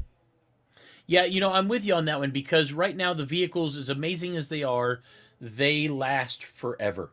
You know, you could drive them a billion, you go all the way around the planet, never run out of fuel. Once we get to the point where refueling is a thing, these long stretches without refueling may be a thing of the past, because you're going to have to worry about, did you use so much boost that you're now going to run dry 20 kilometers earlier than you would have had you not used the boost. So, you know, that's if the boost uses the same type of fuel that the vehicle uses. I mean, there's a lot of really exciting things coming up that make these really great events that we already run are going to make them so much better, because they're going to add so much more depth to something that we already enjoy a lot, you know, all the time. Yeah, man. Right now, we're watching Team Nova leave the checkpoint 1 right now, guys, and we're going to get more updates here. It shows there that a lot of teams are very, very close together. Damn, they just went straight down the mountain. What is happening right now? They just flew. It looks like a slide, but they did what I told them to do, and they took that boost, and they're down at the bottom, ready to race again. What? And on all four wheels. Freak. That was insane. All four wheels still moving. A little bit backwards, but they only lost a couple seconds because they did it that way. That was a very bold move. That's what I'm talking about, man. The Daredevil himself, Nova, going down that mountain, no mercy, and what a fantastic job by Nova, Blood. That, you know, I know the guys in Nova because I do some stuff for them, and they are a very honorable, good group of people. But I'm telling you, between me and you and everybody here, they're nuts. The whole group of them is just nuts. They're all nuts. And this shows it. You know, going down that mountain, these guys, man, no mercy. They don't care. They're like, we're trying to catch up to the pack right now, who's in first, second, and third place. Nova right behind in fourth place. We already have over 4 teams now passing checkpoint 1, and they are literally gunning right now. Oro increasing their gap currently in first place, man. This is going to cement them in a great spot for the finals. And then the finals, obviously, you guys know this is Tortiverse. The finals is going to be The course is still unknown, but it's going to be around New Babbage. There's going to be some incredible views, and we're excited to see what the finals of Twitterverse is going to bring and who's going to stand on top. But right now, WTTC keeping a great lead in second place. Nova, you got him right behind in third place, and Roguestar right behind Nova, trying to find that fourth place spot. And then you got Vora and UEMC. I still think this is anybody's race. Anything could still happen. It is Star Citizen, so we're having a great race so far, Blood Eagle. Yeah, Voltic Rain, from what our producers are telling us, had to go and actually replace their Carrack. So they have lost that Scout Eye in the sky. Right now, I mean, boy. you really got to appreciate the weather on Microtech today, because every time I go there, I swear there's a snowstorm. Well, not a snowstorm, a blizzard, just a flat out blizzard. And today they are just having some amazing weather. It is clear as a bell. I haven't seen very much in the, just when they hit the tops of the mountains, a little bit of weather, but they are just getting some really beautiful views today out there on Microtech. I kind of wish I was out there racing with them. I really do, because it looks beautiful. Yeah, let's go over the map. If we can get the map up on the screen really quick so we can get those viewers that are popping in. Guys, if you guys are brand new, welcome to the Twitterverse stage number 2. Last week we had Twitterverse stage number 1, and this is your map for today. They started off in the research outpost of Riari D on Microtech, and they are already passing checkpoint 1, which is on top of a hill that have a Cutlass Red currently waiting for them. So all those teams that are already past checkpoint 1, they already have about 59.2 kilometers left to the finish line, to the Bocado Ice Flats right now. So whoever gets there first is going to be crowned our winner for Twitterverse stage number 2. How are you feeling about the race so far, Blood Eagle? I've got to admit, it's going a lot faster than I thought. I figured, due to the mountainsides and everything, that we would have so much up and down action and so many things. Now, see, there's one of the blizzards I was talking about. That's UEMC, who is not in an RN this week, is not in a TR this week. They are in the Fast and the Furious Tumbrel RC, as they are moving very, very quickly, doing very well for themselves. And that, look at that mountain shot. That is absolutely gorgeous. It really is. And, for those who don't know, Microtech is actually a mistake. It is a complete fabricated accident. They went to terraform Microtech to make it a much nicer area, and they had some problems with the terraformers, and it ended up, creating this. And Microtech thought to themselves, wait a second, the amount of information that we push around the verse, we could really use a planet like this that's this cold in order to store our data centers and stuff on and keep them cold and, be able to keep those requirements of that technology. And that's kind of how Microtech became, Microtech. And it really shows, these beautiful, for us, they're scenic, beautiful mountains, but we're in the studio, our cameraman's in a ship. These guys that are in the vehicles, they are feeling the biting cold of Microtech. And if you see one of the racers a little bit later outside of his vehicle, you'll notice that his entire suit, not only are they wearing special suits to keep this cold off of them, but his entire suit will be just white as snow due to the frost crystals that literally form on the suit. So as they're driving, they're having to wipe their face shield in order to be able to keep on seeing. It's a heck of an environment out there. It really is. And now we've got some flats there with Team Oro, and now they can really put that boost out, get that speed up and going, and push for that finish line as fast as possible. Yeah, right now we're getting word that Team Vora, apparently most of their ships and their vehicles has exploded. So hopefully they can get set back up and hopefully possibly get back into the race. We'll see what officials say about that here pretty soon. But we got Team Oro having a beautiful flat plane that whole time. Who's this that just blew up right now? UEMC taking a huge explosion, losing their that's their first vehicle for today. WTTC losing one vehicle already. But man, Team Oro definitely putting and placing themselves on the board and really, really gunning for that first place. Once again, just like Twitterverse Stage 1, Twitterverse Stage 2, Oro is definitely bringing, man. I would love to see him in other community racing events to see how they pan out towards, some of the best racers as well. But I think they're doing a fantastic job. But dang, hitting that rock, that's going to be unfortunate. Yeah, and that sucks for UEMC because they've switched up this week from a little bit tougher, slower vehicle to a much faster, much more fragile racing vehicle. Maybe the speed was too much for them. I hope that wasn't the case. Look at that jump. Goodness gracious. I'll tell you, Team Oro they're not afraid to take some risks. They're really pushing that vehicle. something that we don't talk about much, but I'm gonna point this out really quick. Like, one thing that we don't have that could make things super interesting in any race in Star Citizen are animals, right? Whenever we get those crazy plants, whenever we get those crazy animals that people can just slam into, like deers in real life, dude, that's gonna make a really fun dynamic in game, and getting some great views with animals on different planets, on different moons in Star Citizen, man. Like, there's so much stuff, right? There's so much things that are gonna make just the game a lot better. But beautiful views here by Roguestar, man. I can't wait till we get all these different things in game that are gonna make these races just even better and hopefully more competitive as well.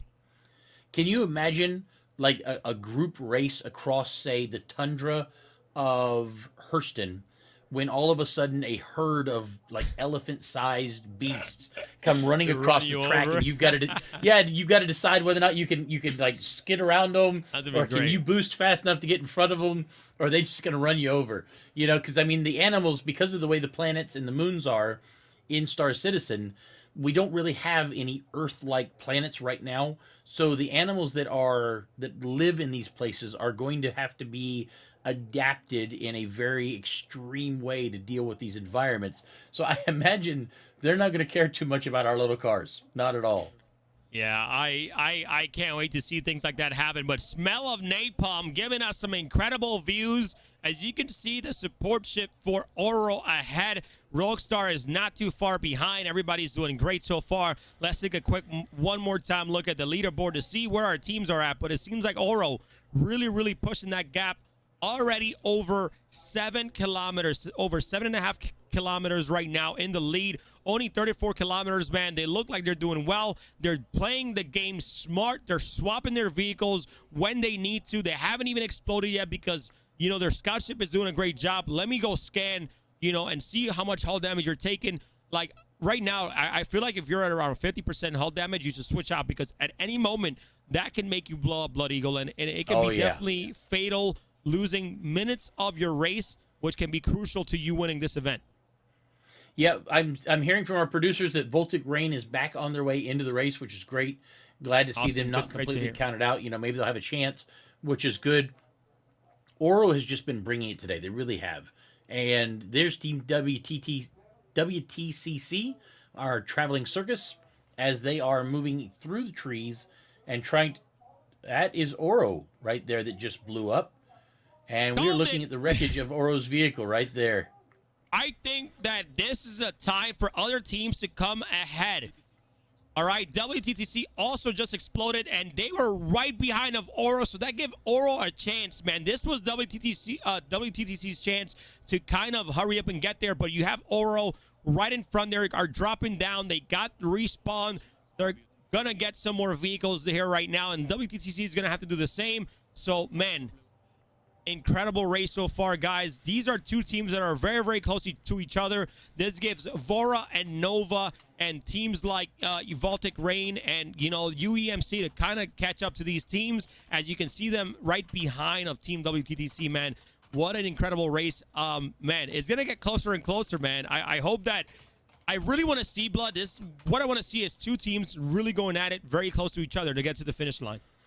Sort of one of those photo finishes where we've got to go back to the camera. Yeah, I personally love those. I really do. Those are, I think when we get farther into the development of Star Citizen, I think that you will see more of those things. So we're about to see something very interesting. We're hearing that Team Oro cannot land due to the trees. So when these guys get in their new ships, they've got to put their new vehicle behind where their old vehicle was. So in order for them to do this, they've got to land somewhere, but they decided to go up the mountain, and they are now in a position where I think that they're about to just drive their new vehicle directly out of the Carrack straight into the air and hopefully not have any problems. That is going to be very cool to watch if that happens. Yeah, I mean, if you don't have no place to land, man, just go ahead and just fling your vehicle out, man, land it, because right now, man, that's the only option that you have. But Team Oro definitely waiting for their second driver right now. Obviously, there's a little bit of a bug that, when there's multiple people that are dying that are spawned to a bed, it takes them a little bit longer to spawn. But it seems like there's other teams right now, that are catching up right now, and that's what I want. I want to see all these teams closer towards the finish line. We probably won't see that with all the teams, but getting people very, very close is going to be make everything interesting as you see these other teams kind of catch up to Oro and catch up to WTTC, man, or WTCC. Sorry. Yeah, No, it is according WTTC. to you're correct. Yeah, our on-screen overlay is a little off. And according to what we're hearing from our producers, WTTC exploded again a second time after just having exploded. What? That's gonna really, really knock their vehicles down. I believe in the Carrack, they're about to fit about 5 to 6 cyclones. I think they already blew up. I believe this is the 3rd time. So keeping some cyclones there. Hopefully that doesn't happen again. I know there's a little bit of a bug with the Carrack and some vehicles. Apparently, like the Carrack takes damage when you put in vehicles. Hopefully that gets fixed throughout. I mean, like something I want to talk about because a lot of people don't understand, right? We do these events for the love of the game. We love Star Citizen, right? We understand, the state of these servers and how they are, and racers do understand as well. So, it could hinder their ability to race, but still at the same time, right? It's such a fun, vibe to even be in these races and just, gather a team and have a good time because as the servers get better, as the game goes into more development, right? That's when you want to bring the competitive spirit. You want to bring it early on today because it's gonna, kind of roll over as the servers get better throughout, the development of the game. So excited to see how everything turns out in the future. Yeah, it is really interesting. Like you said, we all are here because we absolutely believe in and love the development of this game. It is a game in alpha. There are lots of things that we have to deal with in order to not only race in these events, but bring them to you, set them up, design them. When we're designing a new event, we have to bring into all of the, into consideration, okay, what bugs have been plaguing us lately? What are we going to have to do with our racers in order to make sure everybody gets there on time? How do we have to do it? Even sometimes when you see these types of broadcasts that Crucian and I are doing, you'll see your broadcasters attempt to keep you entertained while in the background, everybody's running around like a headless flaming chicken because we're trying to figure out what happened. Is WTTC running on foot now? Do they have no more vehicles? It does appear that way. We got a rocky runner right now. It seems like WTTC, they should have some vehicles. Maybe they're trying to go into a more open area to get their vehicles. But right now, man, that's going to be tough for WTTC to be on foot this whole time until the race finishes. But that is super, super tough if they have no more vehicles right now.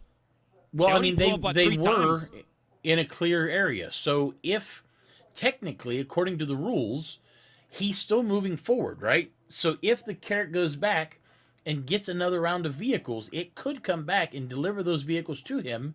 He could then get into them and take off again, I believe. No, because remember... No, because it's got to be back where the vehicle was. Yeah, so the vehicles when, WTTC in Tortiverse Stage 1... when they ran out of vehicles, that was it for them in their race. So if they go back and get vehicles, that should be a violation of the rules. So we're going to see what happens here. I am not understanding why WTTC is currently running right now. But if they ran out of vehicles already, this is going to be definitely a tough spot for them, in the scoring overall. So hopefully that is not the case. And hopefully they got some, they have some extra vehicles there. But here we go. We have Team Vora, who's... right now, they had an unfortunate, they blew up their Carracks, and they lost everything. It was unfortunate. They lost everything, but they're back in the race, and they're a little bit behind. But I still believe in their experience, and they should be able to hopefully catch back up here pretty soon. That is, they're doing a good job of trying to make up that time. I mean, if WTTC does plan on running the entire race, technically Vora has the ability to get their, to get themselves. Oro blew up again. That is, it looks like Oro's. Yep. Wow, that's their second time.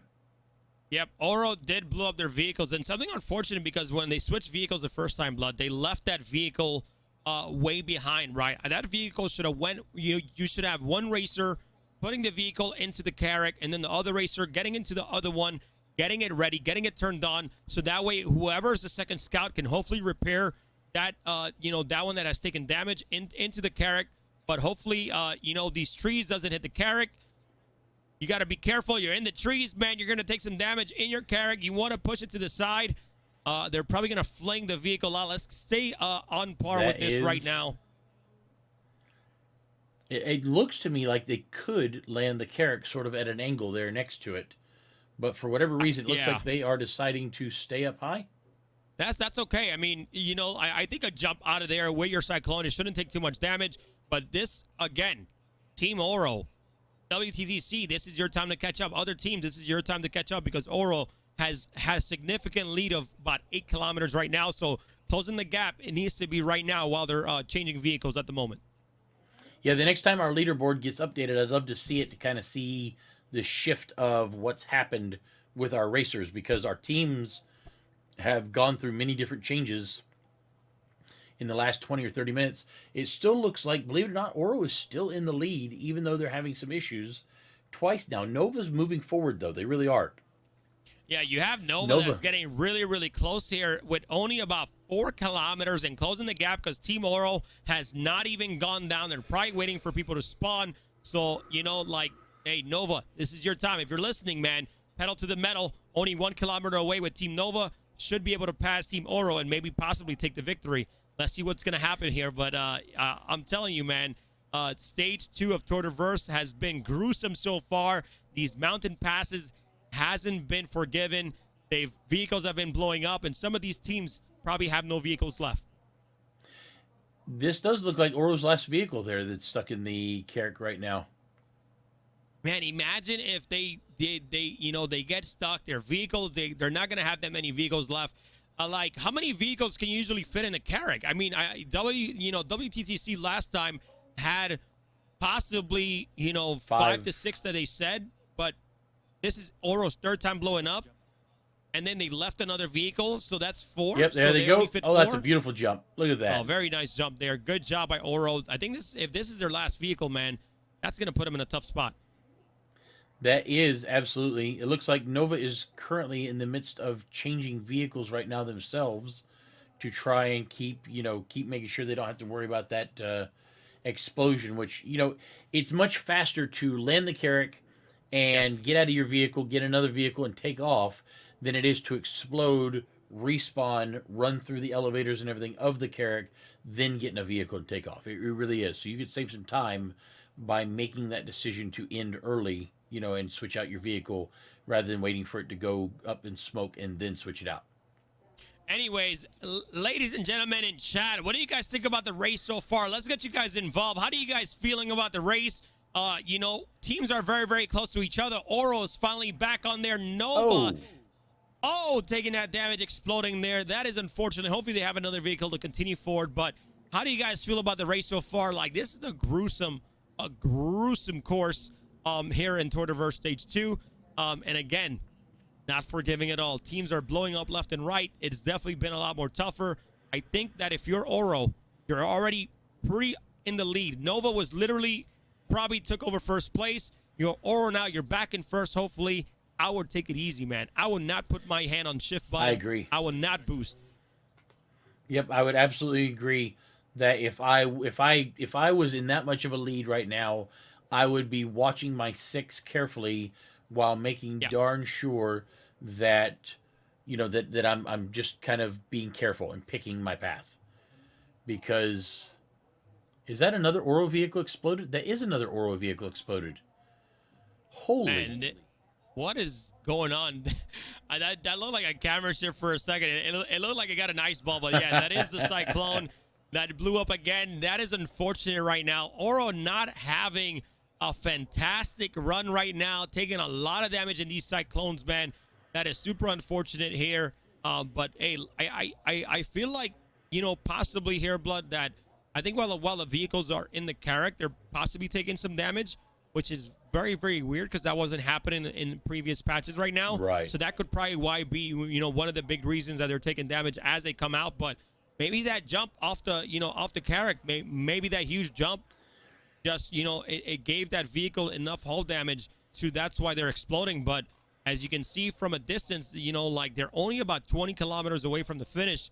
And this gives other teams chances right now to hopefully catch up and leave Oro behind the packs. But right now you got WTTC that's currently running. Damn, you got we Roadstar just watched exploded. Roadstar. Jeez. Today is not great. Today, right now, everything is just damaging these vehicles right now. Holy, what is going on here? Yeah, it is. It is. I'm starting to think that maybe you're right that these vehicles. Well, remember, Microtech has a much higher gravity than some of the other places we race. Yeah. Maybe jumping out at that height, even though you're hitting flat-footed, maybe it's taking that much damage to the vehicle that the next little tap or something is taking it out.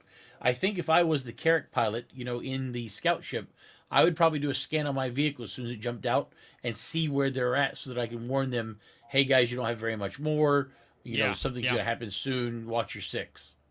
Yep. I mean, I completely agree with there, but like right now, if everybody loses their vehicles, if everybody loses their scout ships, I'm pretty sure that everybody will just get placed to the distance of how far they've gone so far. Let's take a quick look at the leaderboard so we can keep updating the viewers to see where everybody's at right now. But everybody's super close right now. But we got Oro blue. Oro's blowing up. WTTC is on foot. You got UEMC and Vora that are super behind. They're over 30 kilometers. That's about maybe like 20 minutes of racing or about 15 minutes of racing to catch up to these top 3 teams right now, or top 4 teams actually. But Oro right now still with a significant lead. If Nova can get a cycle on the floor and get it pushed out, they should be able to catch up and hopefully take first place, because Team Nova last time with 3rd place, that'll give them 6 points in first place, putting them at 10 points overall, which puts them closer to hopefully competing with for the championship in stage 3. Back on Earth, they used to talk about horsepower all the time when they were talking about the power of an engine. WTTC said, we don't care about horsepower, we're worrying about foot power. And as you can see, WTTC is still hoofing it across that landscape, which is very unforgiving. There are some very large mountains and stuff they have to worry about, and he's still pushing. He's not stopping yet, but he's going to be passed by everybody else, like Team Voltic Grain there, as you can see. If he's not careful, he's going to have to worry about that, because before you know it, they are going to be past him and leaving him in the dust. Even though they're so far back there right now, they have a chance of at least getting 5th place, no matter what. Yeah, let's take a quick look at the points leaderboard right now. So people, for the viewers out there that want to see, the points, if we can get the points up for the team so people can see, who in stage 1, got those points. So right now, as you guys can see, Oro with 6 points. You got Team Vora with 5, Nova with 4, Rogue Star with 3, UEMC with 2, and WTTC with 1 point currently at this time. So guys, this is a crucial race for a lot of these teams in order to, right now, Oro with 6 points, if they come out in first place, that's going to put them in a good spot. They can probably even come out maybe even in 3rd place in the final stage of Tour de Verse and still be able to, get that championship win. And this is their first competition that they've ever joined, and something I like to talk about, Blood, because a lot of people don't know this. We can go ahead and take away the final results of stage 1 so far. But, what do these racers use to race? I'm not sure if a lot of you guys out there know you can use a controller. You can use, mouse and keyboard if you're racing that way. You can also use a racing sim pit with these Cyclones in Star Citizen. And boom goes Vora again, taking a lot of damage with these mountains, man. That is tough, man. That is tough. This and whole Nova race actually is not lost. forgiven. Our producers are letting us know that Nova has actually run out of Cyclones. So they have actually run out, and they have no Cyclones left. So my question here is that what are the rules? Because I don't think that we went over this much at all. Like, are they allowed to continue running to the finish line? Like, that may take a really long time to kind of run to the finish line. What happens to all the teams if all their vehicles are they're out of all their vehicles? Like I said, this terrain wasn't going to be easy. A lot of mountain passes, Blood. Yeah, it is. It's a very hard spot to be in, because they will end up having to. I mean, it possibly could be a spot of all of them running, and for Oro, that's not a big deal at 30 kilometers. But these guys that are 65 kilometers out, that is a long run.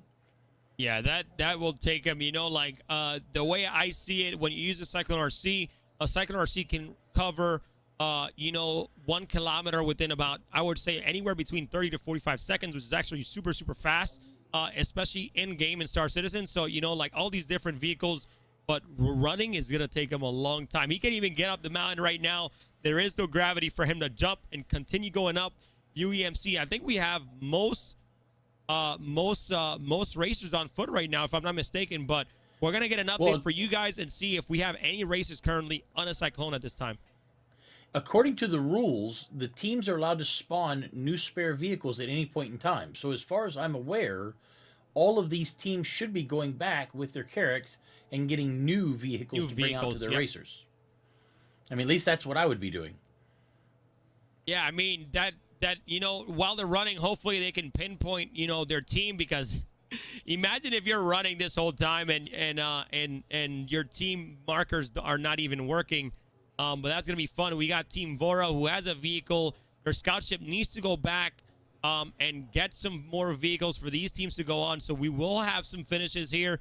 And, it's all up to these teams on how fast they can go ahead and grab some more vehicles and bring them back on, because it's not just 1 or 2 they want to put in their blood. They want to go ahead and put at least 4 in there so they can go ahead and finish the race. Yeah, no doubt about it. It looks like Nova's just got a set of wheels. And literally, I mean just a set of wheels with nothing else. You remember that cartoon when you were a kid, the one where the kid turned into Ferrari? Maybe they do one of those things. They grab a hold of the wheels, guy shifts into an RC, they take off, they're good to go. The teams, though, it's strange because I guess they're doing it the right way. Your driver and your co-driver need to keep moving and getting towards that finish line, but you need the vehicles, because obviously racing is going to be, think about here racing in the middle of the night, which is not going to do anybody any good. So they've got to get those vehicles back, and the vehicle has to go back behind, I'm guessing, wherever the racer is at when they get back, because in the rules it states that all vehicles must be placed behind the last vehicle that blew up. But if your vehicle blew up and your racer is running on foot, obviously the vehicle's, a good 20, 30 kilometers behind you. What are you supposed to do? So I'm guessing that means wherever your racer's at, you park the vehicle behind him or her, and then they get in it and take off from there, I'm hoping. Yeah, I mean, they has to be some kind of rule breaking here right now, Blood Eagle. If they're currently running because they have no vehicles and they're going back to get more vehicles, they are going to have to go back to where their last vehicle blew up. If not, that's going to be a breach of rules, and then the officials are going to have to take some, will these teams get qualified? What's going to happen at that point? We'll get some update for you guys on that, but it seems like Team Vora getting back into the race right now, and then Roguestar obviously just spawned a new vehicle, and they're about to get their stuff going here. Let's take a look at the updates of the leaderboard and see if any teams have currently made any progress right now. As you can see, Team Oro hasn't really moved the needle too much in their race. So you got Team Nova and Roguestar. Roguestar, where they have a vehicle just now, can't take that first place right now. So let's see what's going to happen throughout the race. We'll get some update for you guys here pretty soon. Yeah, we are watching all of these teams scrambling frantically across the frozen surface of Microtech as they are doing whatever it takes to keep on moving forward. Because that's it. That's the only thing they care about is, I know that there's an 890 jump out there on those ice flats, and I'm going to keep moving towards those no matter what. Whether I have a vehicle, whether I'm on a unicycle. You remember we were talking about the bear with the unicycle for WTTC. Oh, yeah, TTC, they don't care how they do it. All they care about is continuing to move forward and making sure that they can get as far as they can. This is a heck of a tumble for Vora. This could possibly end in disaster, depending on what... Oh, did you see the vehicle flip halfway down? That's kind of neat. Yeah, the vehicle kind of looked like it was on fire as well a little bit here. And this is the damage that these vehicles are currently taking right now, man. A bad tumble down. These scout ship needs to put in 3-4 vehicles at a time. But, man, this is a tough matchup so far.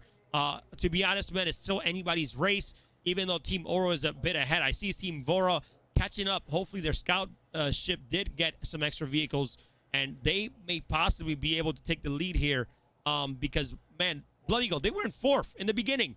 They were far behind, and now they're seriously making a stride to come back for that first place spot. We should have taken any of our predictions and just threw them out the window.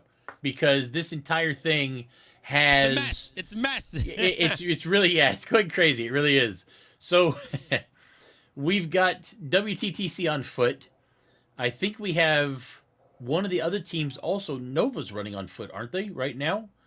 And I think that WTTC is bringing back vehicles, but we're waiting for the judges and referees to let us, our race officials to let us know how that works. Does the vehicle get placed behind the runner, or does the vehicle have to go all the way back?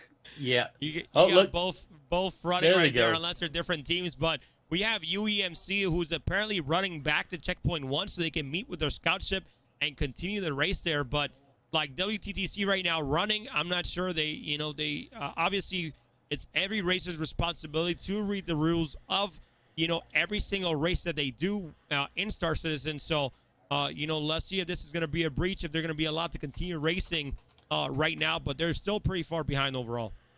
Well, according to our producers, what they're saying is the rule book itself is pretty clear in the fact that a new race vehicle must always be placed behind the last destroyed, vehicle. blown up, disabled vehicle, which means if these guys are running on foot, their vehicle, they have to go all the way back to wherever their vehicle exploded, or else they're in violation of the rules. I mean, at this point right now, what I think they should do is have the scout ship pick them up, go back to where that last vehicle exploded, and then just continue the race from there. Because right now, honestly, continuing to run on foot right now is not going to really benefit you if the rules are super clear in the rule book. So we're going to be switching back to Vora here. WTTC, we'll see right now. They're trying to figure out what they're going to end up doing. But Vora, possibly in the clear lead, going very, very well. Blood, like I said, man, if we can go back to the map really quick here. I'm telling you, going around the mountains right now, under and going through the forest, seems like a way better idea with all these vehicles exploding right now than going through the mountain pass, because this is a tough terrain and is not being forgiving for anybody right now. All teams are blowing up. People are on foot, and Team Vora taking a huge explosion right now. Yeah, it's if you think about it, what you were saying is true. I think I also would have I don't think I would have moved. I would have definitely stuck to the letter of the rules. But had my guys taken off and went running down the track towards the end, I would have said something to them along the fact of, look, we're going to pick you up in the Carrack, take you back to where we blew up, because the 1 kilometer or 2 kilometers that you just ran will be made up in 20, 30 seconds with the RC. So we're just going to pick you up, take you back so that we can stay within the rules and keep on moving and not have to worry so much about, having broken the rules and be counted out of the race. Yeah, so right now we're watching Team Vora. We just saw Roguestar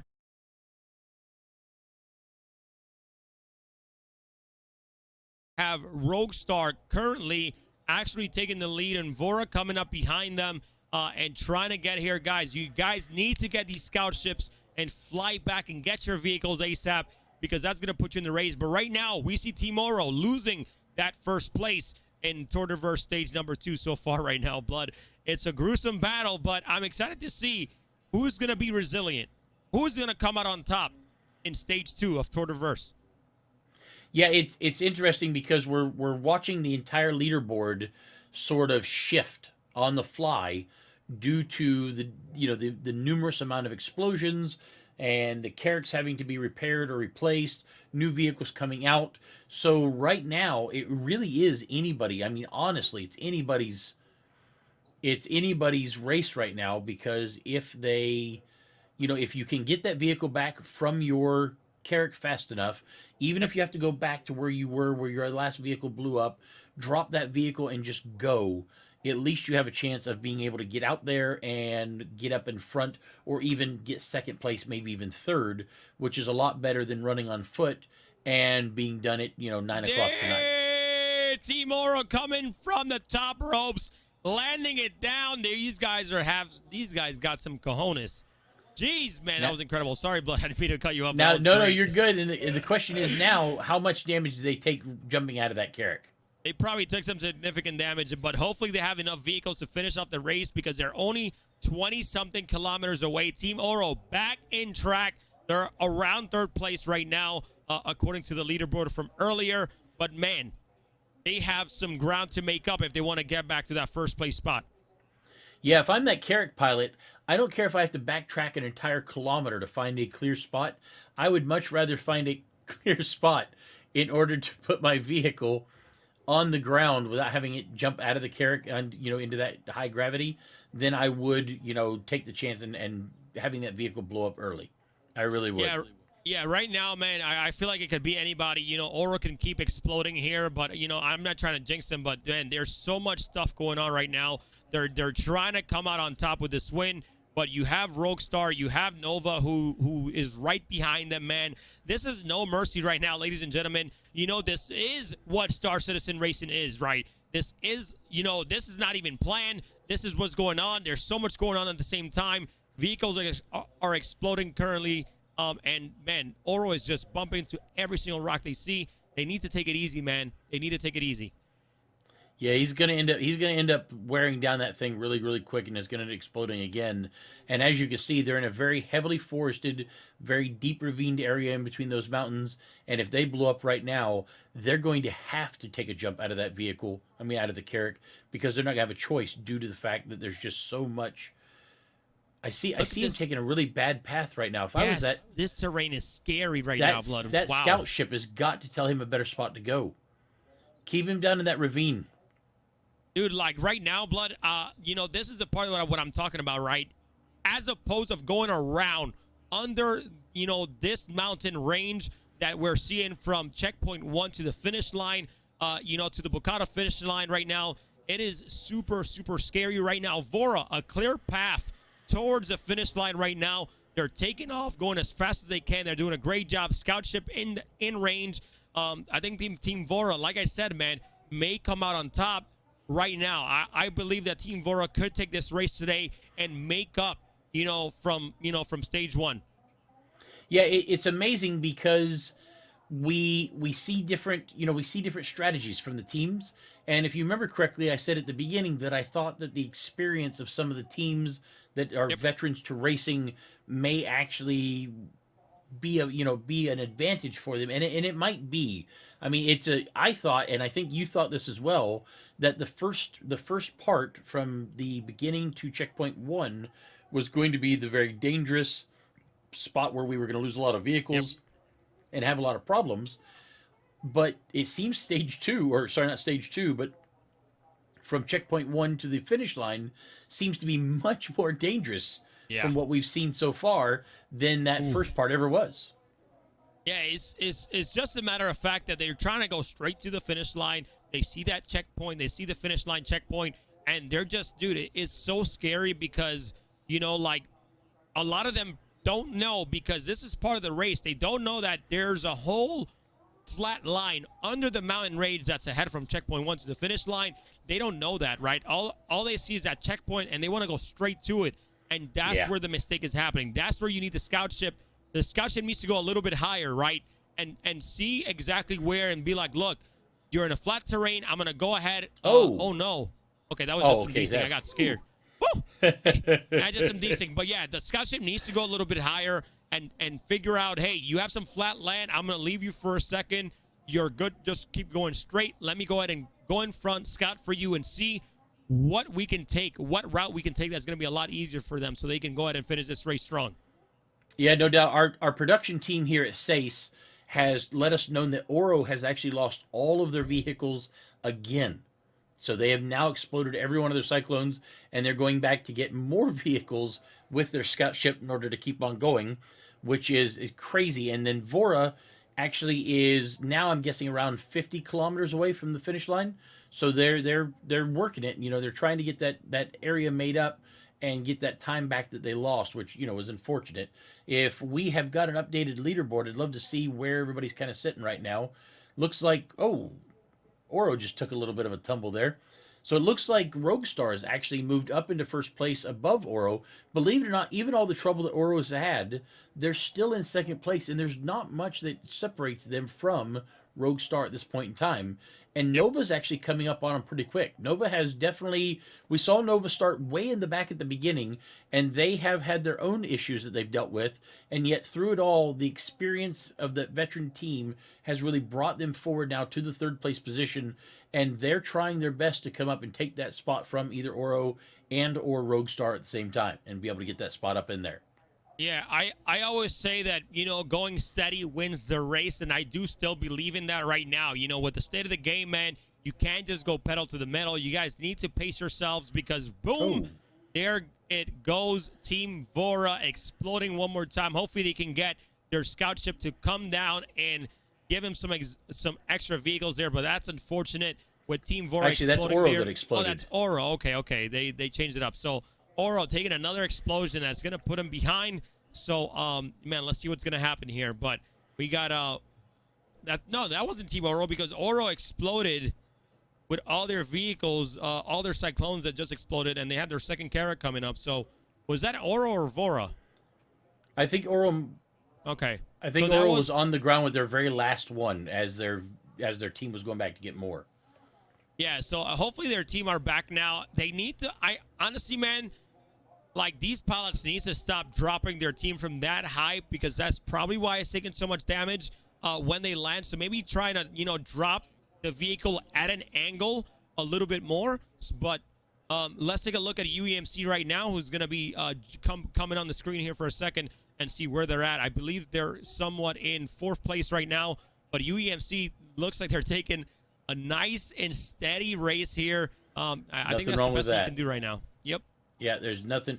Knowing that how many vehicles we've, because obviously most of these teams are part of an org, and those orgs have probably got people watching the stream, so they hear our constant information being put in.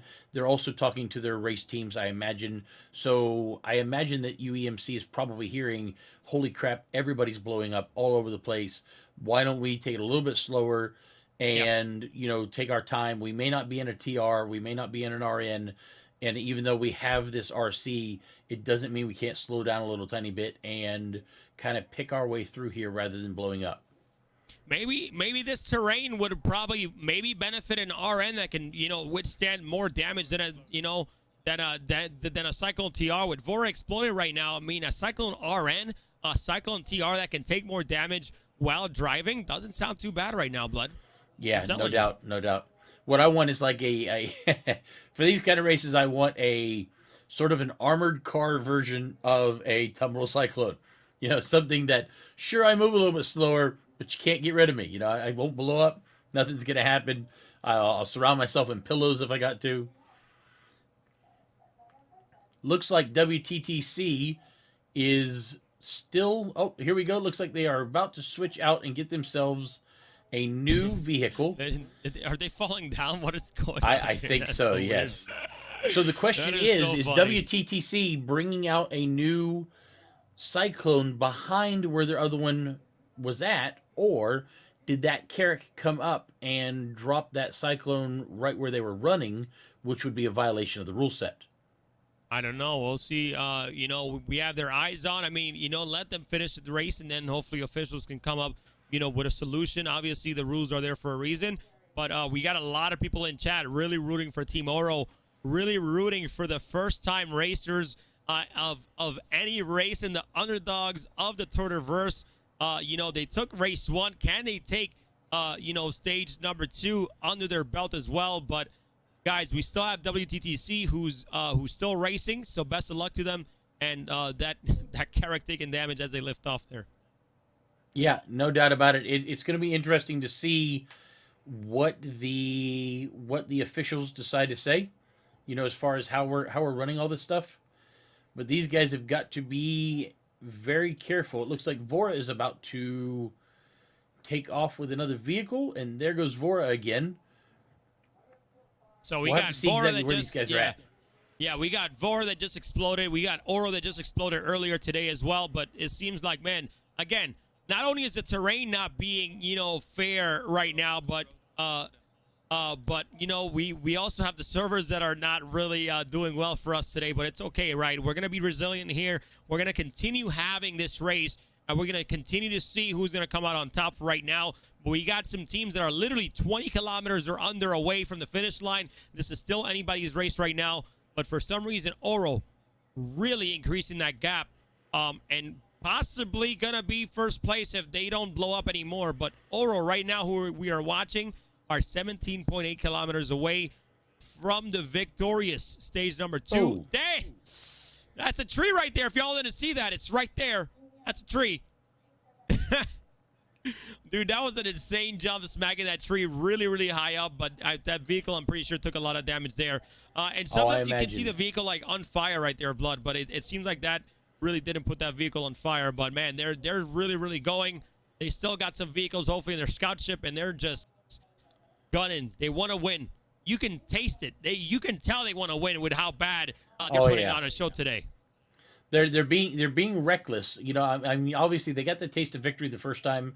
They're very excited about it. You know, they know that people are rooting for them, being the new guys and the underdog, and they are, you know, now that they got that taste of victory and they know that they're running in first place, they're being extremely reckless and just pushing as hard and fast as they can for that finish line, which could be, I mean, you know, that strategy might work. I mean, it may very well put them in a good position where they don't have to worry so much. But man, some of these rocks are not solid, but many of them are. So when they're coming down hard, like that's what happens right there. See, yep, that's I honestly I see that coming already, because like they took already some damage.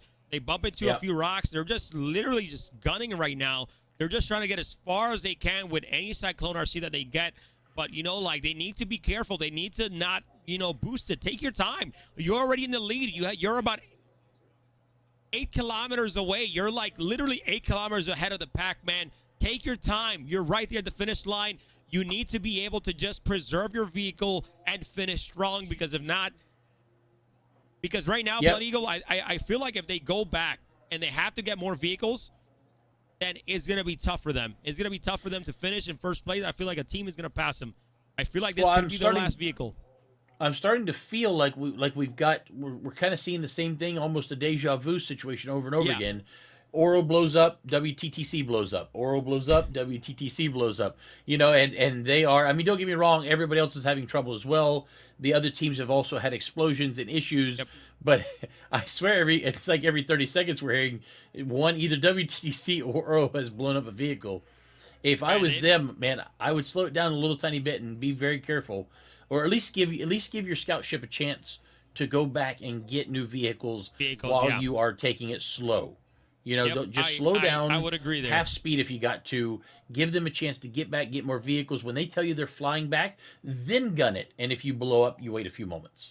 Yeah, we're switching back to WTTC. I believe they're dropping their next vehicle, man. If you're comfortable with it, man, and you know you're trying to gun too much for that finish line, man, just pull out your shift button. Just take it out of there and just don't use it, man, because like these rocks, man, are really, really damaging these vehicles. Like I think they lost a lot of hull damage, Blood Eagle, when they hit that tree. That was the biggest damage that they took right there, and that's why Team Oro blew up. And we should be watching WTTC here pretty soon, but Team Oro back again, hitting another rock right in front of them. Who's racing today? Yeah, I was going to say, it seems kind of strange that they come right out of the Wow. Ooh, man. That was their last one. Yep, that was their last one. They're going to have to go get it. And, you know, like, I believe it could be, you know, some type of desync. It could be the servers, but at the same time, them hitting that rock in the beginning, that could have taken some damage there. Maybe it's taken some damage by being inside the Carrack. They're putting it too close to other vehicles. But that's really, really tough right now. That both drivers right now are that Oro right now has lost all their ship. WTTC back in the race right now. This is tough. This is tough to watch.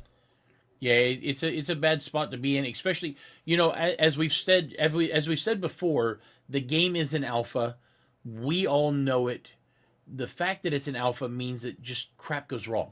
Sometimes without your desire, knowledge, or expectations, it just happens. If these vehicles are exploding due to spontaneous combustion, it sucks, but at least it's happening to everybody across the board, so it's not like one team is getting an unfair advantage from another one. and it puts us in a position where we're everybody's kind of in that same spot. I don't know if our leaderboard has been updated yet. If it is, if we can get an idea of where everybody's sitting, it'll kind of give us an idea of what's shifted as far as these teams and how they're working right now. Because like you see UEMC right now, they seem to be doing very, very good. Before they were kind of taking it slow up those mountains. Very, very smart. Possibly it might have actually saved them some, so maybe they're in a good position right now due to that. Obviously, you can see the terrain is very, very forgiving for them right now, but I'm not sure how far they are away from the end right now, whether or not that's a heck of a jump. Very, very nice jump here. Let's take a look let's take a look at the leaderboard real quick. It seems Team Oro, did they get vehicles back? They're respawning here. Maybe the Carrack is going to go back and get some, but Team Oro 14.8 kilometers away. Wow. Way over 8-kilometer lead right now. Way over 8-kilometer lead from Roguestar, but you got Nova, Roguestar right neck on neck. WTTC that could come by, that can come back neck on neck as well and still take that first place spot. So let's see what Oro does. Like, why are they stalling? Do they have another Cyclone inside? They shouldn't be stalling. You need to get back.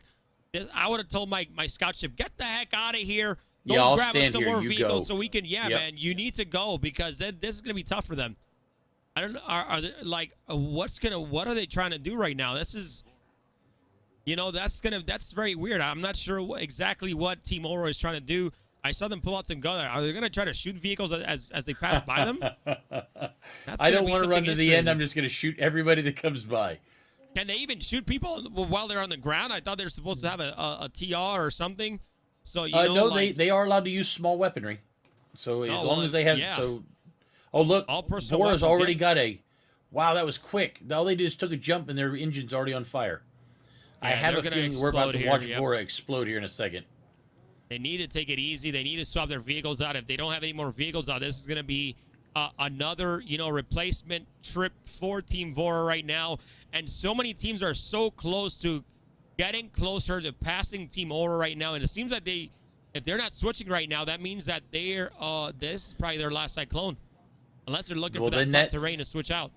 That scout ship should be on its way already. That scout ship, if I was in a scout ship, I would say, look, guys, do 3 meters an hour if you got to. So as long as you're just moving forward in the car, don't take any jumps, don't hit any trees, any rocks. I will be back as fast as I can with new spare vehicles. Just do not let yourself stop for any reason. As long as you're moving forward, you're doing good. And then I would very slowly creep forward while that scout ship moves and gives me more vehicles. Yeah, you know why this terrain is so tough is that these Carracks can not even land to give spare vehicles out, man. The terrain is just really, really rough right now, and there's nowhere for this large ship to land. I would like, I would be like, you know what? I'll just use like a Cutlass Black in this instance, and just use that to put in, 3, 4, Cyclones if able to, and just use that as a scout ship, so it's able to land and kind of give those spare vehicles again. Well, I mean, we knew that today's race was going to be treacherous, and yes, it is definitely living up to its name, no doubt about it. This is some very unforgiving terrain to these racers and their vehicles. Look at Team Nova, though, closing in that gap, only about under 6 kilometers away, or actually under 5 kilometers away from Team Oro. Team Oro, all their vehicles are blew up. I'm not sure that, if their Carracks are going to go get replacements or not. But, it's going to be a tough one for them. I mean, Cyclone RCs, whenever you go claim them, they're instantly, wow, they didn't blow up here. That's super lucky right now for Team Vora. Yeah, I'm so waiting for that Vora to blow up. I have no doubt it's going to happen. I just don't know what the minuscule thing that's going to, cause it to be the end of that vehicle, but I'm expecting it any moment. These guys are really taking some heat right now, and, man, Microtech, as the sun comes down, it's now nighttime, and some teams are only 20 kilometers away from the finish line, man. There's still anybody's game. If I see UEMC that are about 40 kilometers away from the finish line, if they come back and get a second or third place finish, that is going to be incredible. But right now, that would be neat. Everybody is literally racing for their lives, racing for their server lives right now. The game is just saying, you know what, we're going to make this gruesome today, and it's super dangerous. There's, Cyclone RC fatalities all over the place. Blood Eagle, this is a race. This is definitely a tough race for these racers today. I feel sorry for all of them because I know that they're dealing with, alpha type issues, and that is tough. The fact that they are continuing to put forward their all, race as hard as they can, and keep pushing, you got to have some respect for them. No matter who wins or who loses, you got to have respect for every single one of these teams. Yeah, that is what it's all about as well, right? Dutch got that camera view on Team Vora right now. They're still on fire. Look at that trail of smoke coming out of that RC. And, man, this is incredible. Who exploded again? I'm sorry? UEMC.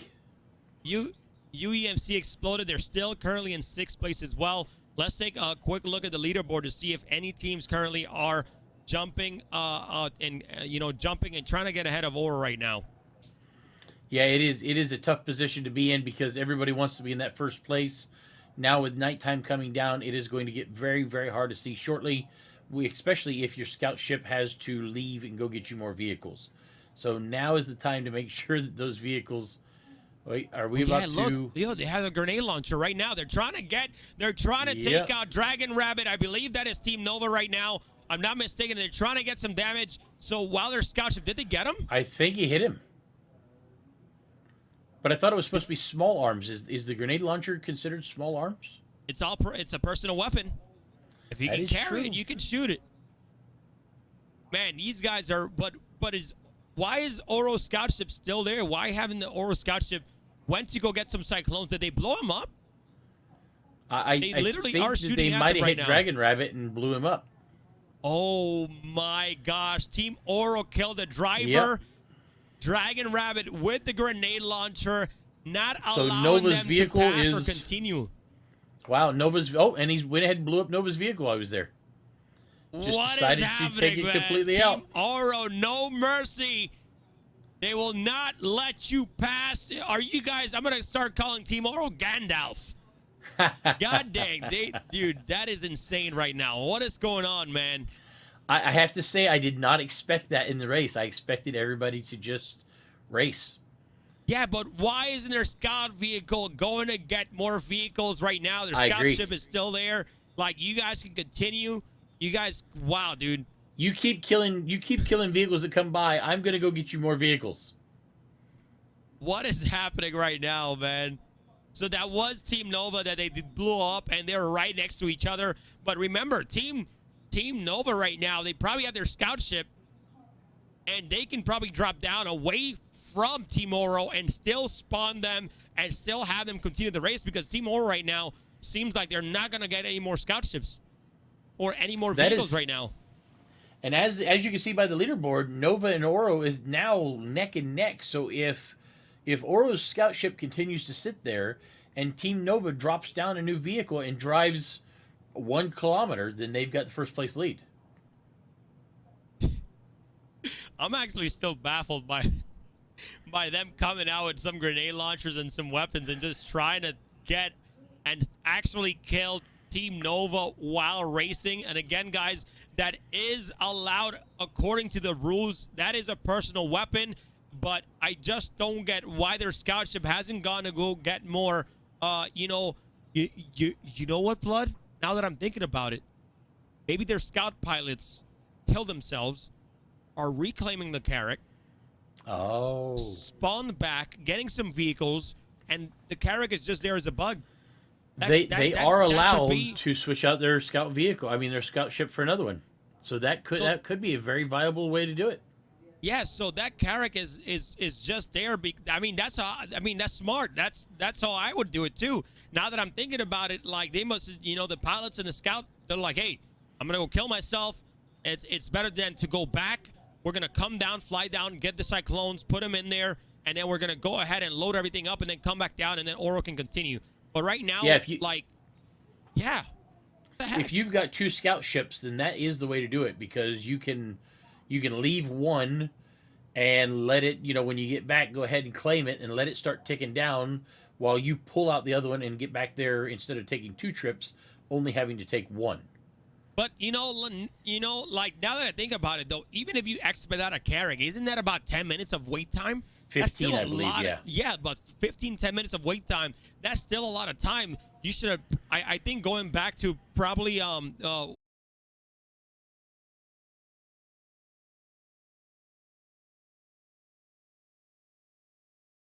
15 minutes, you know, and getting that Cyclone. I would bring the Cyclone Unless in you got a Cutlass second Black one. if I had to.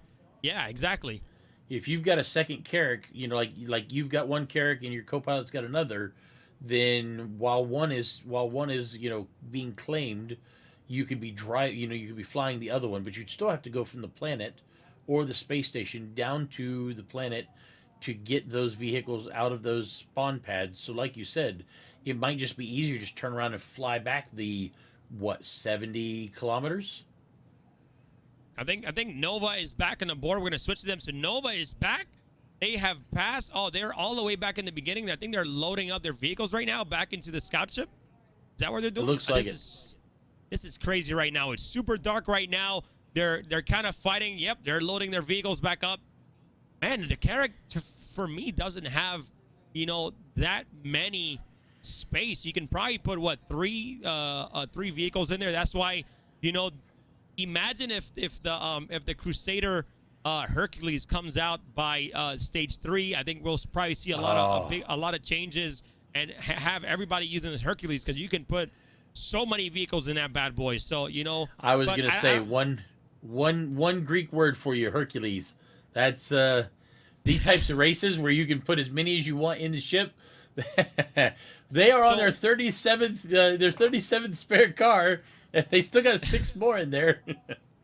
Now, question here: Does the Hercules Starlifter have a med bed that they're able to spawn to? Though? No, it does not. So that's one of the main things, right? If you're not able to spawn, but you have a lot of vehicles, that means that you're gonna have to go all the way back and grab your guy for, you know, from the beginning, so, or from the checkpoint. So that's gonna be tough. So right now, I think the Carrack is gonna be that ship that you want to continue having and putting your Cyclones in, because you want to be able to spawn appropriately.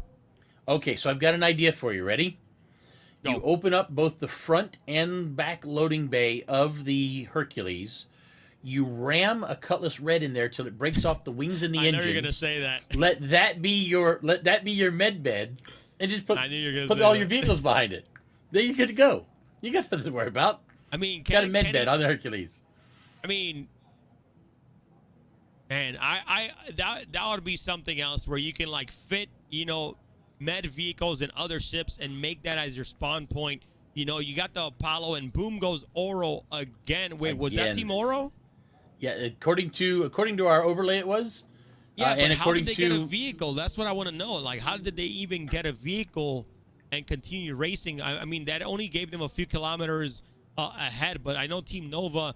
If we can get can we take a look leaderboard. at? I think Team Nova was loading up here. But yeah, So there's Team Nova Oro's ship right now. Oro made it by 0.1. You have to be right, Crucian. They must have went and got it. They must have died, went and got another Carrack, loaded up with vehicles, and brought it back the entire time that we were scratching our heads going, I don't understand. They must have went and got exactly what you thought.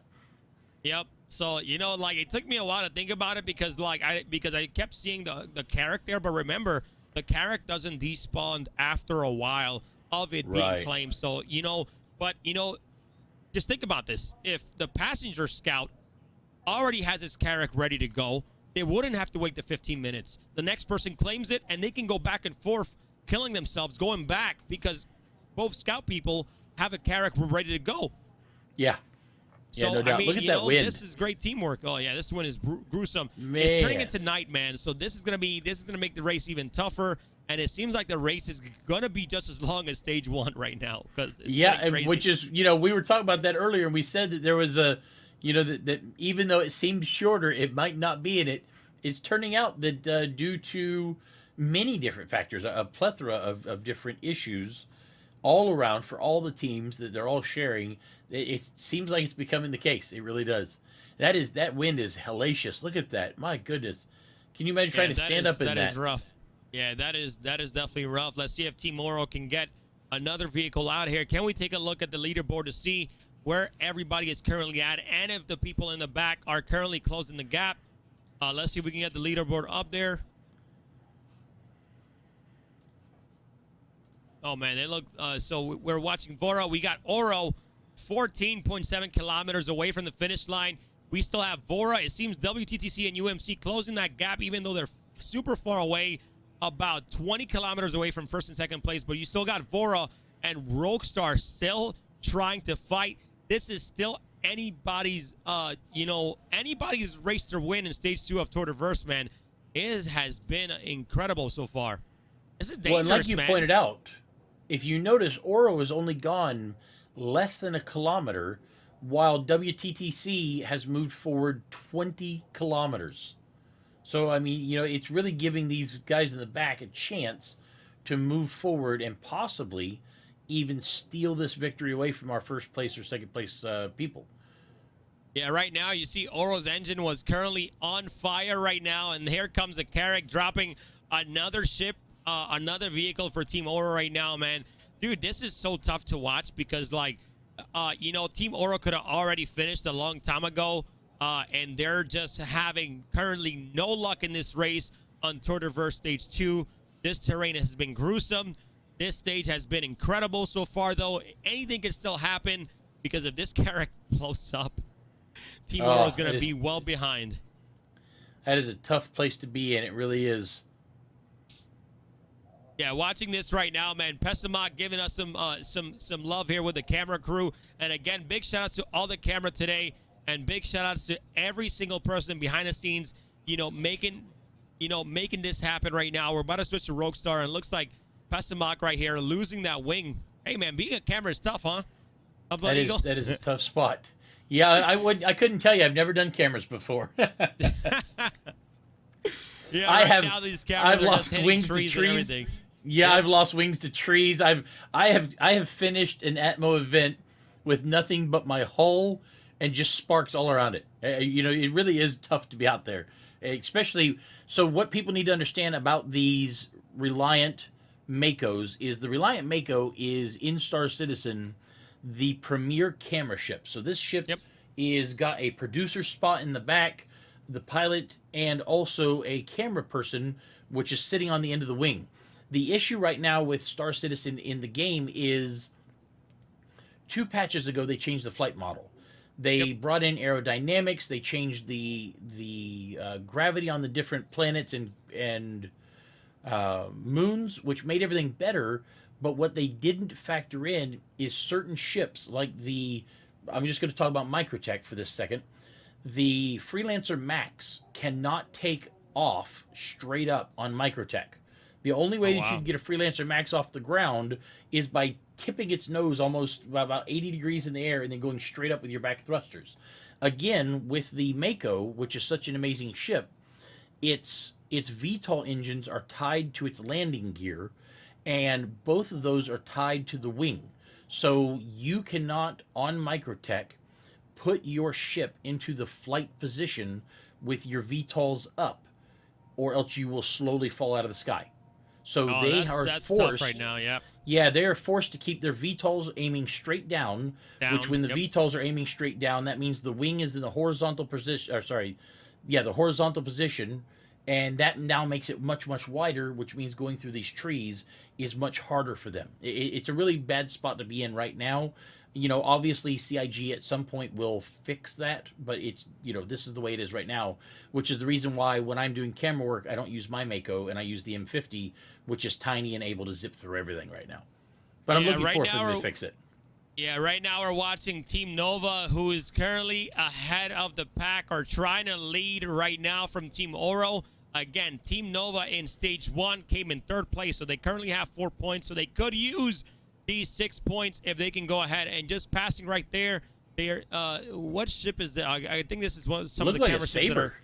Yeah, it looks like probably one of securities. Maybe they're running out of fuel and probably respawning it later down the line. But they have their Carrack doing great, giving them a view. But this race just got a lot tougher, guys. At night, honestly, they could have finished a long time ago. But look at all these rocks, dude. They can't go anywhere. Yeah, this was supposed to be a daytime race. And they're definitely feeling it now. You just gave me a great idea, though. Once we have server meshing and everything, and we've got all these people on one server, what you can do is just have your org go in front of you and just kill themselves. So their ships are just lined up as wrecks on the ground. You just follow the wrecks all the way to the end. You just pick out a path for you. I mean, Yep, just remember follow the wrecks. they do have that checkpoint. They do have that final checkpoint down, you know, at the finish line where they have to see that 890 right now. But taking a lot of damage, man. I think at night Microtech is just even worse, man. Microtech's a nightmare to race at night. You got a lot of small and medium rocks that they're hitting. But Team Nova seems like they're doing a great job right now, Blood Eagle. They're doing a great job taking it easy and just finding their pathing and trying to, you know, pass Team Oro and get that first place finish right now. Well, most people don't know that Microtech is one of our few planetoids that actually has an abundance of trees on it. And if you look right there at the bottom of the screen right now, you'll notice that one of the things that the developers did is there is a lot of dead wood laying on the ground. And as you're zipping across the ground, because those trees or those logs laying down there are covered in snow, you don't really see them until the last second when you're right up on top of them. Yeah. And many times that can be, you know, that can be too late. So look at that fog. That's so cool going across that lake like that. By the way, this is close to the finish line right now. Team Yes, it Oro is. has a split, and they're gonna take off. But you know, hopefully that glitch is not still there. That when they're in ice, but they have wow, this is beautiful, man. I feel like I'm in Canada right now. And they're moving. That is incredible. So now they should be placing all that boost on, getting as much speed as they can. Looks like RS Roguestar exploded, and they do not have a Carrack either. So in order They for shouldn't Roguestar to be- continue, yeah. they've got to get everything. They shouldn't be taking any damage here. Team Oro, literally a straight line to the finish line. Let's take a look at the leaderboard because they're currently at full speed ahead, 10 kilometers down. Team Oro claiming victory not only in stage 1, but about to claim victory in stage 2.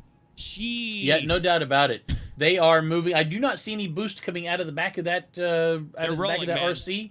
I would be boosting just to make it look better, just to have the fun. Well, I mean, you they're in can a only good boost spot. you can only boost so often. You can't really Correct. just hold it down the whole time. But right now, man, they're in a great spot right now. They're just boosting for first place. They're in the open. They're almost there to the finals, man. I love this ending. This ending is beautiful. I can't think of anything that could possibly stop them from getting first place at this point. I think. I mean, this don't is get me it. wrong, they've got 10K, but you know, 10K across that ice is That just ice is not even a nothing. big deal. Yep. You remember, guys, that stage 3 of Turtleverse will be around New Babbage. So we're going to be seeing some scenery around New Babbage. These teams are going to be racing in the final stage of Turtleverse around New Babbage. It's going to be absolutely incredible, guys. Again, we'll be here next Sunday, myself and Blood Eagle covering that right now. But it seems like Team Oro, they got a vehicle. They blew up Nova. And they're taking gonna be that good. first place spot right now. Man, they're zooming right now. Yeah, they are most definitely moving, no doubt about it. Oh, Nova exploded again. Nova currently in second place. And Oro is about to finish right now. We're switching back. Here is the 890 jump, putting Oro in that first place spot again. Guys, stage 1 and stage 2 winners. You got yourself Team Orange Rose Corp. Your first winner today on Turtleverse stage 2. Incredible so far, man. Look at that, Blood. All they've got to do now is get out and get in there, meet up with the referee. I don't know if we're giving away Picos this time, but if we are giving away Picos this time, receive their Pico as their first place trophy, and they will be good to go. So it looks like Team Oro has pulled off victory again. I don't want to root for any one group, but I will say I'm extremely pleased that the new folks, the brand new folks that have never done a race before, have not pulled it out just once, but have now pulled it out twice. That is really amazing, and I'm so happy to see it. I can't wait to see them do some other, races for us in the future, I hope. And I'll be very honest here, right? This was anybody's race. There was a lot of people blowing up. It's all about just being patient. Don't rush, right? Sometimes a lot of racers can get excited and be like, oh, they blew up. Let's go, let's go, let's go. But, man, Team Oro on foot, taking out grenade launchers, taking out, blowing up these vehicles so they don't come back and grab those vehicles. They Nova could have easily passed them, but they played it smart. Oro, you did a great job, guys. Show Oro some love in the chat. I think they deserve it. They came out resilient. They blew up just as many times as the other ships, as the other teams, and they're like, we're gonna finish strong no matter what. That was absolutely incredible. Great job to Team Oro. Stage 1 and Stage 2 finish. Yeah, that is pretty amazing. No doubt about it. That truly is very, very cool. So happy to see them being able to pull that out and keep it going. And that's after multiple explosions, multiple problems, having to leave their Carrack on the ground and have their scout team run back. I mean, that's a whole lot of issues that they've had to deal with and still are able to pull out that win. So, I mean, good on them, honestly. Yeah, man, this has been a crazy race, man. I mean, we didn't get that photo finish that we wanted, but we did get an interesting race. We finally see some arms go out, some weapons being shot here today, and it wasn't on a TR. It was on foot, man. And for them to get that aim, Team Oro, they took out Team Nova to stop him from taking the lead, which they could have. But Team Nova's still in second place and still, in third place in Stage 1, second place here. And if they can come out on top on Stage 3, they could possibly win everything. So Team Nova, man, don't count yourselves out yet, but great racing by Team Oro. Yeah, you got to keep your focus, because the teams that are left over can still have issues. There are still things that could happen that would cause you to lose that spot. Obviously, Nova is just about to hit the frozen lake. And once they do, then, it's just going to be, once they hit that frozen lake, it's just going to be going.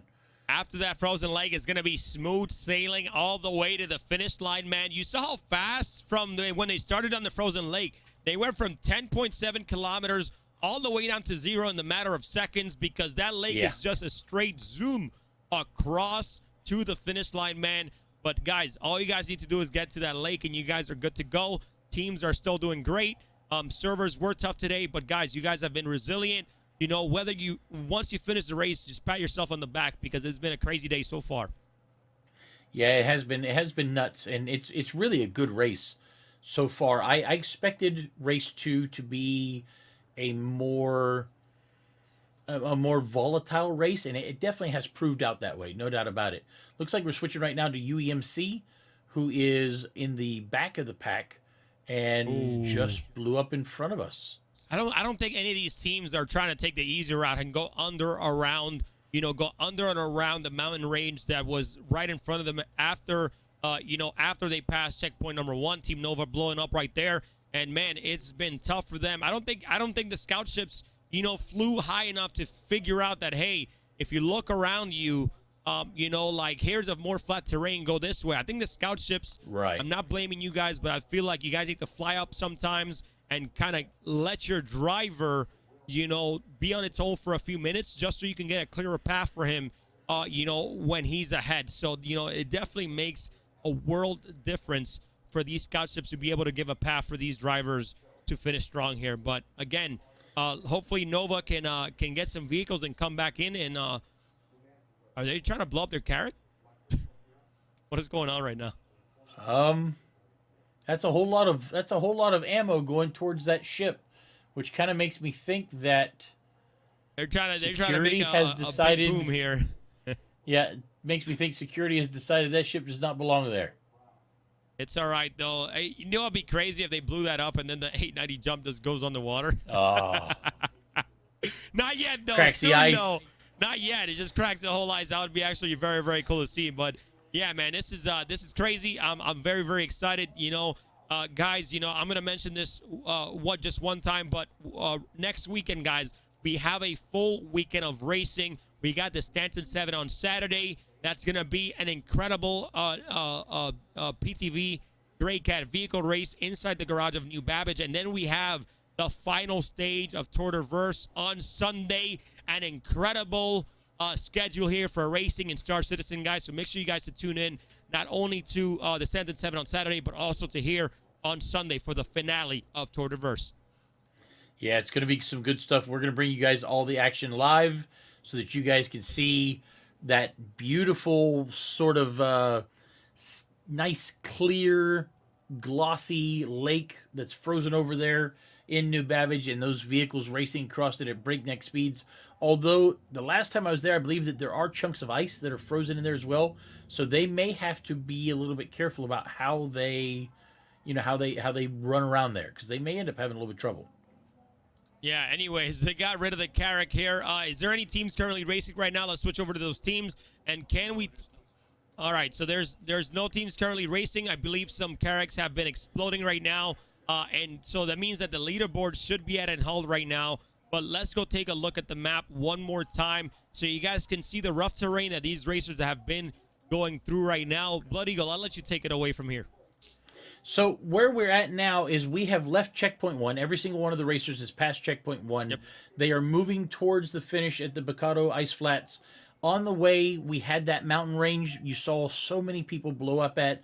They had problems trying to get past it. They could have gone down beneath it and moved their way around in a much flatter yet more forested area. Some of them, no, none of them did. Everybody decided to go across that mountain range. I don't think a single one of them decided to go take that flatter route. Now, we knew ahead of time, and we actually brought it to you ahead of time and told you that going up and over that mountain range would be faster but more dangerous, and taking that southerly route would give you the ability to be on a smoother area, yet you were going to have to worry about the trees more. And it seems everybody sort of took the exact same path, which meant that we saw so many different types of explosions. We've got UEMC right now that we are following as they are trying to work their way up a very tough mountainside in the dark, with their Carrack not giving them any light at all by the looks of it, which makes me think either their Carrack went to go get more vehicles, or else it's just kind of hanging up there. I think, we did interview Team Oro, but it seems like there's really no teams that are way ahead right now. But let's get a quick interview with Team Oro. If we can get somebody that hasn't interviewed yet, if we can get, any of their scout ships or drivers that are not, Swift Optium. I think we got Nova that's coming along the finish line. You got UEMC who's trying to come back into the race right now. I believe they were in last right now. So is this Team Nova right now that finally finished? Looks like Vora exploded 20 kilometers shy of the finish line, and they are currently getting a new vehicle. So Vora is still in the race and still working it. I'm not sure what that was right there. I'm trying to figure that out as well. But, I mean, I know Team Nova is still only 10 kilometers away. They need to kind of hurry up here, because if Vora can pass them and take that second-place spot. So, Nova, if you guys won the second-place spot, you need to hurry up with that scout ship, hurry up with your vehicles, and come back in. And hopefully it seems like they're almost very, very close here. So let's see what happens here and take a quick look at the leaderboard one more time. Yeah, so has been really no movement. You got UEMC, actually, that has passed Roguestar. WTTC way behind in the back here. And Team Vora, who is only 20 kilometers away, but UEMC can close that gap. They're in a vehicle right now. So Team Vora definitely needs to get a vehicle on the floor soon. So we have got Oro ready to go for an interview. We've got Kat Navito. Let's see. It looks like we get one of them. We can grab one. I can just snatch one at random. Yeah, it's gonna be too much chatter if we get the whole team in here. So let's try to get Captain Roscoe in here. Roger that. Bringing it in. An interview here with Team Oro. What's up, guys? Hey, Captain Roscoe. Let's make sure real quick the chat is able to hear Captain Roscoe. Can you hear me, guys?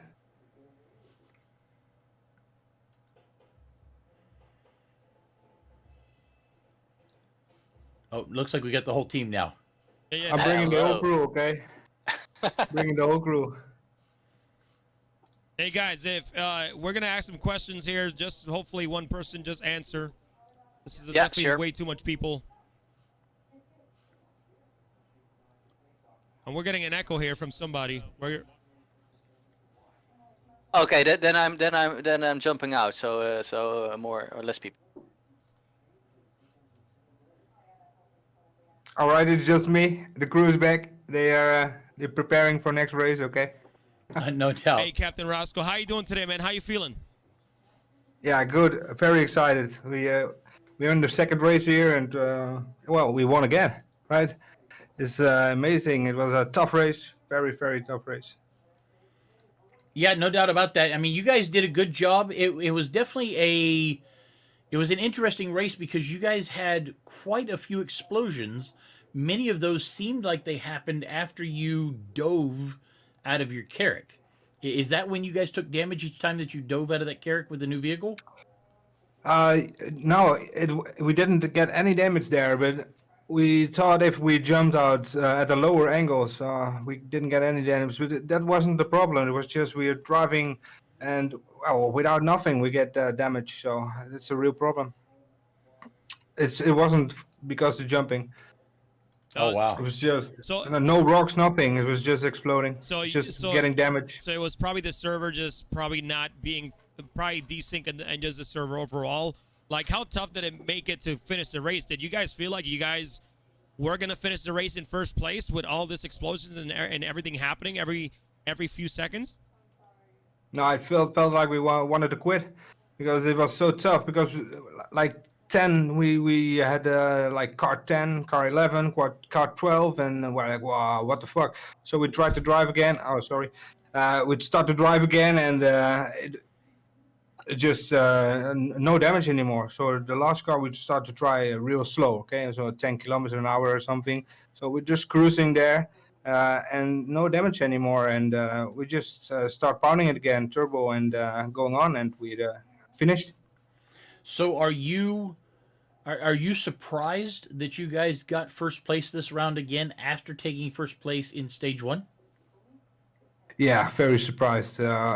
We thought the others were very motivated to beat us now, because we were the underdogs, and well, we were first. So, and now we tried to get first again, and we did it, and it was pretty awesome.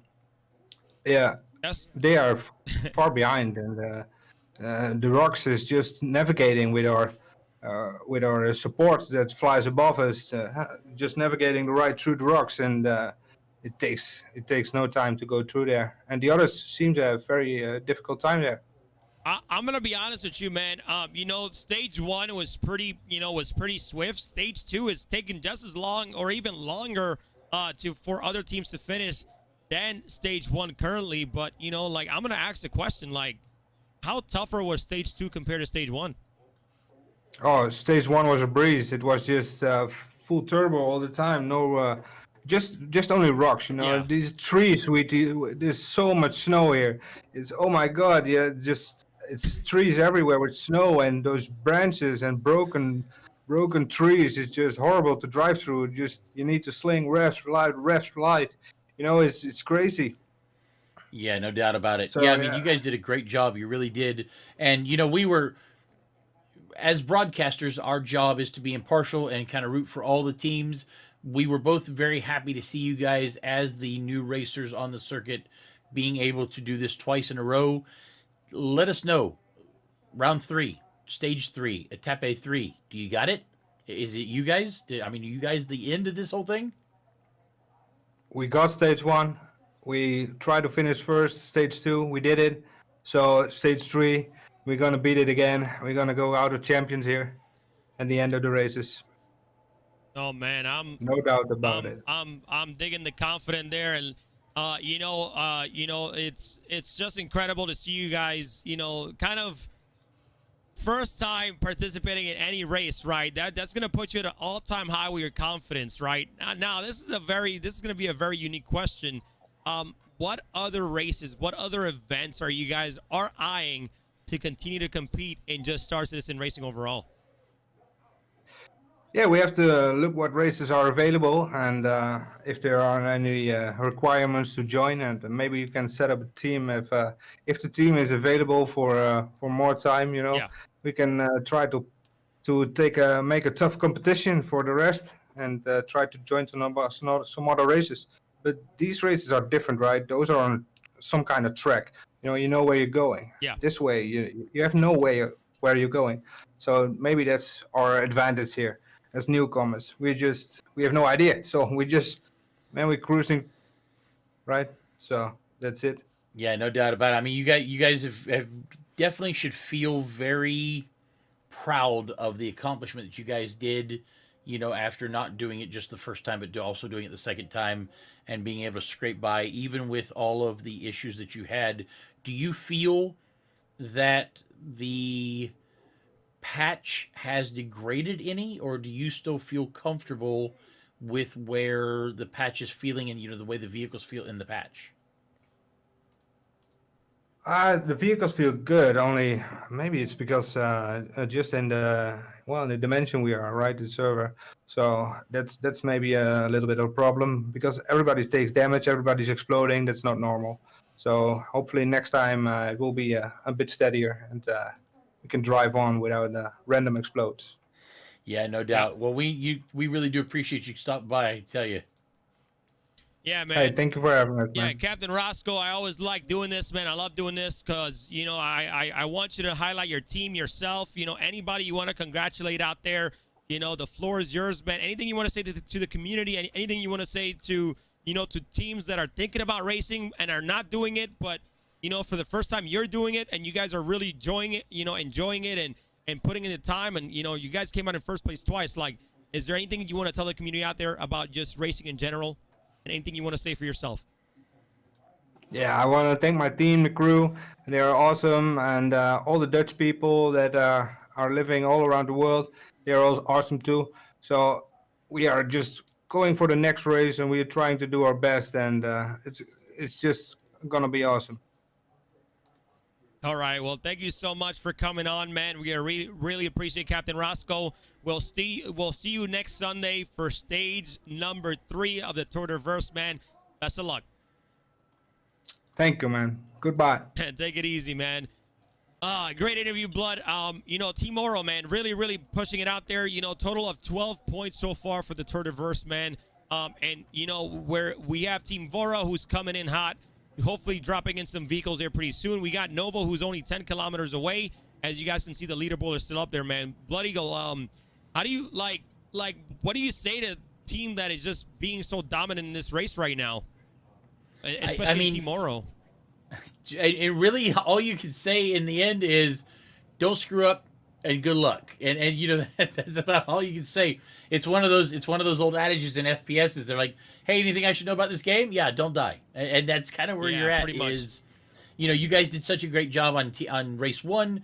You did such a great job on race 2. I know that they're feeling just high as a kite right now. That euphoria is just coursing through their bodies. Do not get complacent.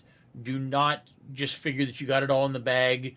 Make sure that on the next one, because if you think about it, our team 2 from last week had 5 points.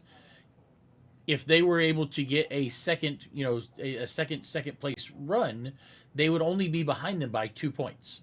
Yeah. So they could still win, the next one. And that's what kind of makes this good, is no matter what place that you're in, you still got a chance of losing it. So make sure that that you're prepared, you practice, you know what's going on, and you expect how you're going to deal with this, because you don't want to go through all this trouble and then lose it all.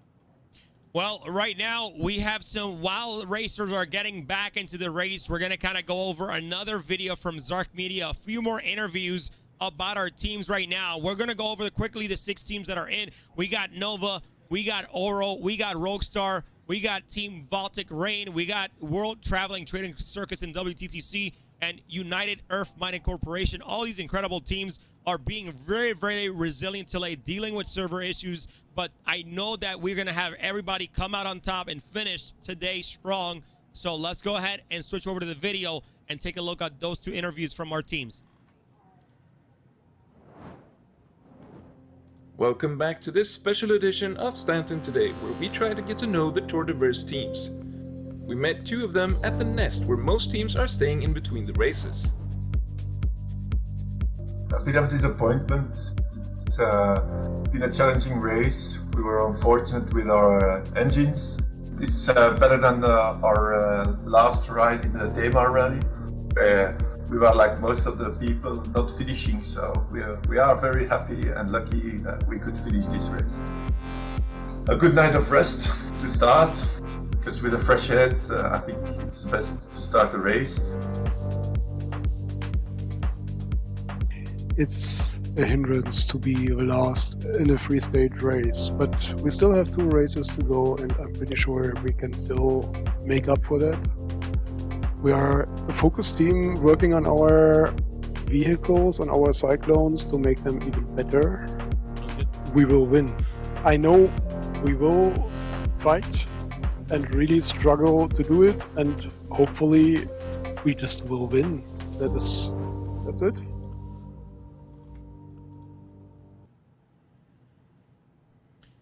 All right, and welcome back, ladies and gentlemen.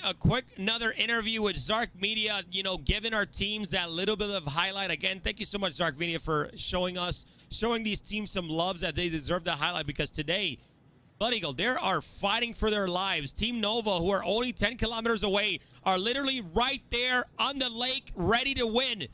Just blew up in front of the lake. That's my brain right now. How you feeling, Blood Eagle?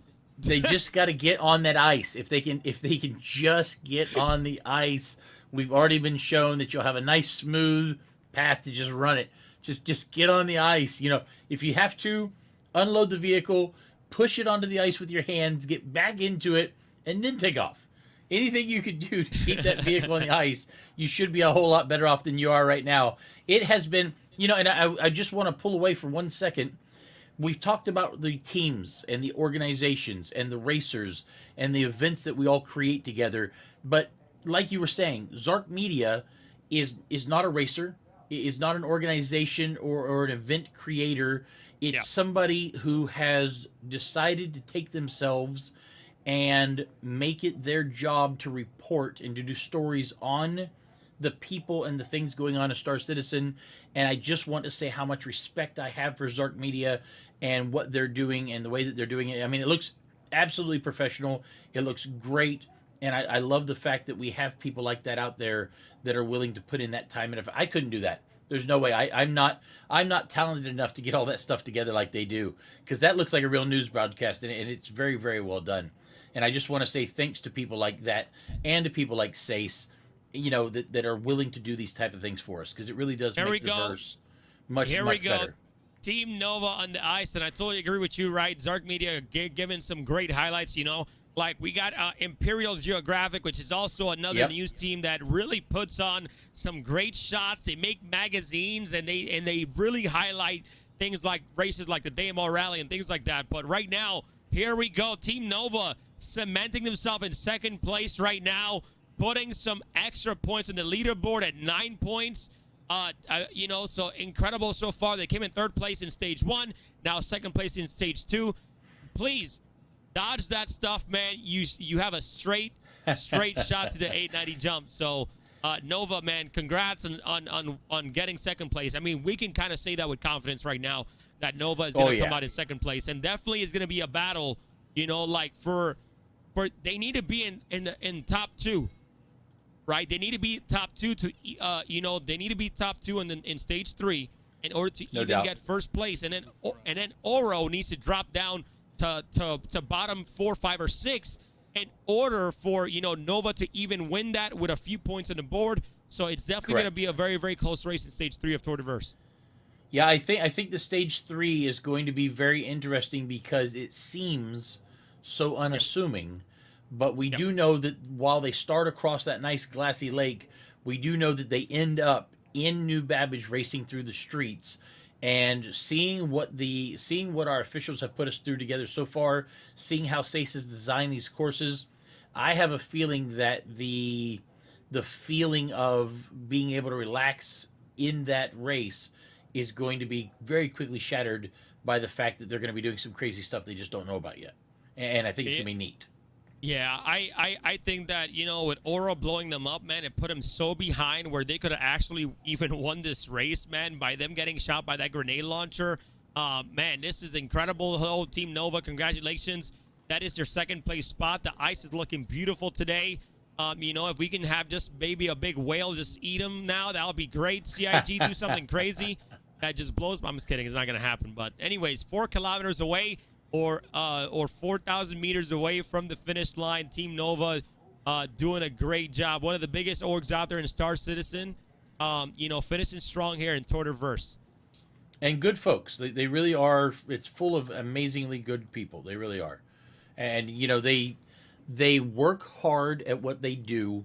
They always put 110% into everything that they do. You know, like the races that you and I have seen them in, we always see them working extra hard, doing lots of practices. And really, all of these veteran race teams do that. I mean, they go out. Some of them go out and they end up practicing 100 hours for a 2-hour race or a 3-hour race. Yeah. I mean, they really do put some dedication into these, and you got to have respect for them as Team Nova ends up coming up to this finish line and getting that second place spot, which is rightly deserved because they started at the very bottom, if you remember correctly.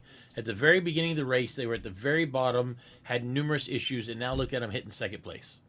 Yep, right now we got WTTC who's having some difficulty spawning RCs, but Team Vora is back on the race with only 20 kilometers away from the finish line. But Team Nova, you did it. You came out resilient. You know, the servers, your ships, your Cyclones, you're having so many issues, but pat yourself on the back and come in second place in Tour de Verse Stage 2. Congratulations to you guys. Nova, you did it. You know, I would be super happy just by finishing. If I would finish the race in 6th place, I would be super happy no matter what because I finished the race, man, because this race today has been super tough. But the next race, stage number 3 of Tour de Verse, is going to be all about the views, all about going through New Vabbage and coming out on top. So congratulations to Team Nova in 2nd place. Yeah, it's going to be something, no doubt about it. Man, it's going to be crazy here. We're getting some great views here from the A90 jump. But let's check out the other teams right now. You got Team Voro that's 16 kilometers away from the finish line, which seems like they could be getting that 3rd place spot. WTTC and some of these teams, Blood, they're like saying, you know, we're going to give up. You know, like saying that they want to give up. You know, they maybe just they didn't want to continue. But all these teams are continuing to push it. They want to finish, you know. So, but everybody's doing a great job, man. I think if Oro and Nova can finish, so can every other team as well. Yeah, it's a hard spot to be in. It really is because you have to worry about, you know, whether or not all the work that you've put in is going to end up putting you in a position where you have a chance of winning it.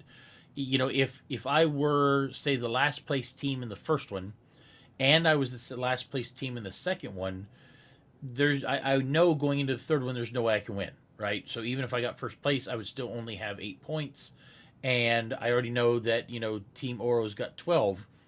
But due to sportsmanship, due to honor, due to integrity and you know, conducting myself with dignity, I would still go out there. I would still do the race. I would give it my all. I would try my darndest to get first position to show that I deserve to have been invited to this to begin with. Because remember, this is an invitational. This is not something like the Daymar Rally where just anybody and everybody can come and do it. So I would want to show, you know, the SACE organization, hey guys, thanks so much for you know, inviting me. I'm here to show you guys that it was worth it. I hope you invite me back next year. You know, so if you are in the last place, even if it's 2 times in a row, make sure that you make that 3rd race and give it your all. You know, show them that you appreciate it. Yeah, we're looking at Team Vora right now, and man, they are seriously just taking it easy. Remember, Team Vora is about only 10 kilometers away. Literally, the lake, the frozen lake is right in front of them, man, so they can go hurry up and get to the finish line. Team Vora, who came in, sorry, 1 second, I'm going to see. They came in 2nd place last time, so that they come in 3rd. They're actually going to be tied with Nova, so we're going to have two teams tied with 9 points each, which you're going to have Nova and Team Vora, if they get this 3rd place spot, are going to be tied with 9 points, which they can still win. But if Oro gets any top 3 spot at all, any top 3 spot, they are going to be victorious no matter what. So Team Oro in a great spot, right? If they get any top 3 spot right now, they should be able to win easily. Yeah. Because even if these other teams get 6 points at 9 points, they'll be at you know, they'll be at 15 points. So I mean, dude, it's gonna be definitely a battle for first place on stage 3 of Tour de Verse. I'm looking forward to it. It's an interesting spot to be in. It really is, because it puts you in a position where with these guys being so close, anything could happen in that last race. You know, I mean, anything could happen, and that would be really, really cool. Team Vora taking it nice and slow. They already know that this has already been a tough race. Taking some damage there. I don't even know from where. I wonder if, like, the wind is doing damage, man. That's something that I'm trying to figure out, because I know that in some places look, it's on fire right now, man. Their vehicle is on fire. I didn't see them take any damage, so they're taking damage from somewhere. Maybe just the terrain overall. Maybe it's the wind doing damage to the vehicle because they're driving against it. But I don't. Man, this is really, really tough. Vora is right there.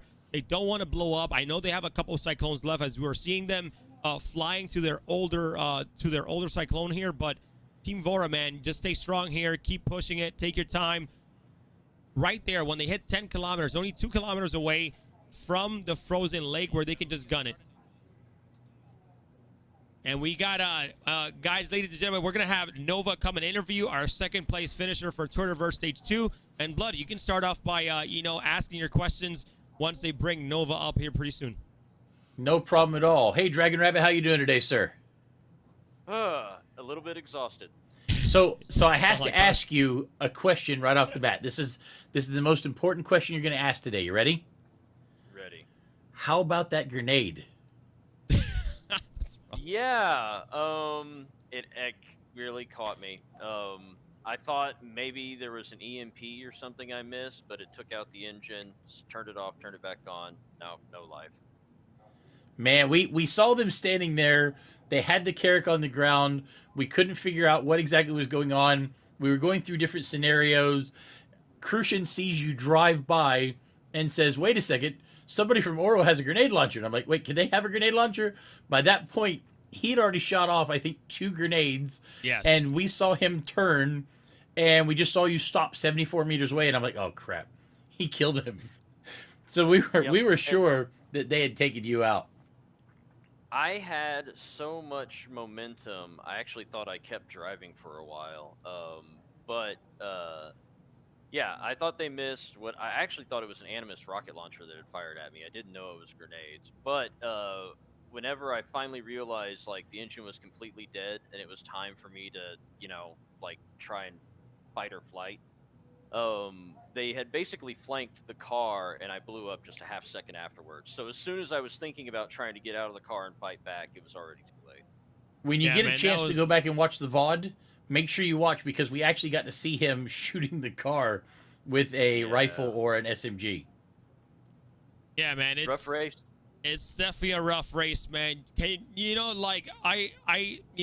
got Oro's experience about, this race on stage number 2, man. But how's your experience been, man? How tough was this today? This one was very tough. A lot of vehicle issues. My primary driver had to sit out the first part of this because of equipment issues. Yeah, this was really rough. And then we entered. So we actually, if you look at the map, we got past the first chunk of really bad terrain, pretty easy. Yes. Somewhere in the second chunk of bad terrain, we entered into what I like to call the Valley of Damnation. And just, name for it. That's where everything kind of went bad. Oh man, that seems tough overall. But hey, you know what? You guys still got second place. You guys have 9 points on the board, right? You guys are only 3 points behind. So if you guys can continue this, maybe even get first place, and hopefully Oro drops down to the bottom, that can still make you guys victorious. So there's still a great chance for Team Nova to come out on top, man. Indeed, we're just gonna keep on improving. Yeah, we're looking forward to seeing what you guys do. I mean, obviously we deal with Nova all the time in various different events. We know what you guys are all about. We know how you guys work. It's great to see you guys working in this and, working so hard. Right now, Vora is on their way across the ice on fire with their engine. It could explode at any point in time. They're trying to get that third place, as fast as they possibly can. That's going to put them and you in the same position. How do you guys feel about going into next week, knowing that you are both going to be fighting for the exact same points? It's both good and bad. I mean, we're all here because we all enjoy being competitors. Yeah. We would love to be in first place, but I mean, we basically just take it one race at a time, and we would race the same way if we were at the back of the pack as we would at the front of the pack. Yep. Yeah. And that is the right answer. I mean, that is the perfectly right answer, because if you think about it, in the end, the only thing that matters is coming out there, doing the best job you can, and trying to get to the end the best you can. Oh yeah. Do you... And holy cow, I just got to say, like, my teammates, they earned it. Like, everyone put forth maximum effort today. This was like a real struggle. Yeah, man, I feel you on that, and like, do you guys go into these events knowing that, anything could happen with these servers, anything could happen with, with how the game is? Do you guys, expect things like this? Okay, all right. Yeah, we're all, everyone who enjoys Star Citizen, I think you kind of have to be a patient person on top of that. No, I completely agree. Real quick here, I'm sorry, Dragon, but congratulations to Team Vora coming into third place. Also cementing 9 points on the leaderboard, being tied with Nova at this time. So congratulations to Team Vora, guys. Clap it up in chat, show them some love as well as Team Nova. You know what, Team Nova, man, you guys, every single racer from, any community race, from Stanton 7, Dave Morale, from, Tortiverse, it doesn't matter, man. Like, I always admire you guys' patience, because, like, people can go out there and talk bad about the organizers, but, it's not really the organizers. It's just the state of the game the way it is. And there's really not much that we can do about it. But, like, we know that these events right now are so, incredibly fun that I would love to participate in it myself one day. But, for it to be you guys to show the resilience that you're showing today is absolutely incredible. So thank you for coming out and showing that competitive spirit no matter what. Oh, for sure. And congratulations to Team Vor, I think you said who it was. Yes. And yeah, I think the people who put this race on did an awesome job. I mean, given all the things that went wrong, like, mad respect for putting up with it all. Yeah, no doubt about it. You definitely got to give Sace some credit, because this is turning out to be another great event in the Star Citizen universe, and I'm really excited to see what next year's Tortiverse is going to be, where it's going to be, and what we're going to see. I'm hoping you guys are going to be there again. Oh, most definitely. This has been a blast. Yeah, so I have one quick question here, because I know, like, how do you guys been in other events before. How do you guys feel about not knowing the map right before the, like only knowing where you're going right before the race? Are you guys digging that style of race, or do you guys feel like that style of race is maybe a little bit too challenging? I actually really love it. This is the first time I've done something like this, and I think it is a much more fair test of the skills, because people might have different real-world time commitments. Yep. And so, like, if you have the time to come out and scope the track, that's a major advantage. So doing it this way, in a bizarre way, I actually find it more fair. Yeah, no doubt. I mean, it definitely puts you in a position where you take out all the practice, you take out all of the preparation, and it ends up just being all about skill, period. And that's all it is. Anyways, before we, Nova, again, appreciate you coming on board, but before you head out, man, the floor is going to be yours. Anything you want to say to the community out there, your teammates, or, family, mom, whatever. Floor is yours, man. No, just thanks to everyone involved. This is a great race, and shout out to my org, Nova. Like, much appreciated.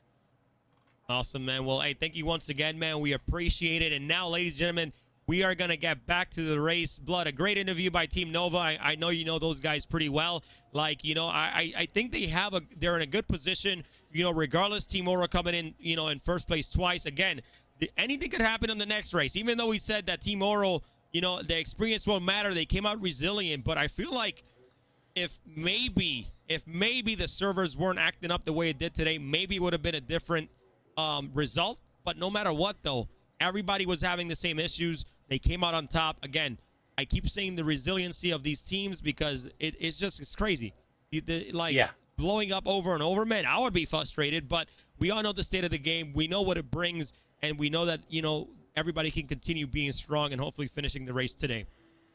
And you've got to say something about the Star Citizen community. It's big, right? It's over 3 million people who are Star Citizen backers. You go to places like Spectrum and you see what feels like toxicity between PvP and PvEers and stuff like that. But for us, for what we do with these events and stuff, you and I have both been there multiple times where we do these events and these races, and the sportsmanship that we see, where you're doing a race, and the first person that that wins, and that's the only person. However, the first person guy stops to push another racer over on his wheels so that he can keep on racing too, and then continues to try to get in front of him and still be that first place person when he could just pass him up and just leave him there. And the sportsmanship that we see, I mean, like you saw from Nova. Dragon Rabbit's like, hey, congratulations, you guys did great. I can't wait to fight you next week, or race you, which same difference. I can't wait to compete with you next week and see who the more skilled victorious driver is. And I love that. I love that sportsmanship that we in fact, maybe we need to call it the Star Citizen event community, because it is a different group of people, and the sportsmanship that we have it's great. I love to see it, because everybody wants everybody else to do good, so that when I win, when I win, I have proven that I really am that good, because I wanted you to do great too. I just wanted to do great better, more. Yeah, and I love that. I really do. Yeah, I agree. And there's something that I'm not discrediting anybody's competitive spirit. I'm not discrediting anybody's first place finish. But I know that when this game gets definitely more optimized, development is better, the servers are not acting up. That is what's going to bring people out. That is what's going to bring teams to being the best of the best, because there's going to be no excuses. There's not going to be any of that server blowing up stuff. It's going to be seriously real racing and knowing how to just race inside of Star Citizen, no matter what the terrain is. So I mean, there's going to be a time where there's going to be like the competitive spirit is there now. It's going to get even better as the game develops. And I talk about it all the time, because like it gets me so excited knowing that all these teams and the way they're practicing now, they can only get better moving forward. Oh yeah, and you are exactly right. It will be amazing years from now when Star Citizen gets to a point where the only thing that separates you from your competitors is the amount of skill that you bring. That's going to be really cool, because other race competitions in real life, those are one of the cool things that you get, is you get to see that sort of, all the vehicles are the same, all the ships are the same, all the people wearing the same thing. It's just the skill of the guy behind the wheel that makes the difference, as far as getting there first. And at that point, you can't deny that first place win, because, you can't say, well, he had a better car, or the latency was, so I'm waiting till we get to that point, because it's going to really just up the skill level of all of these race teams, and they're going to be busting their butts to make sure that they get that first place spot.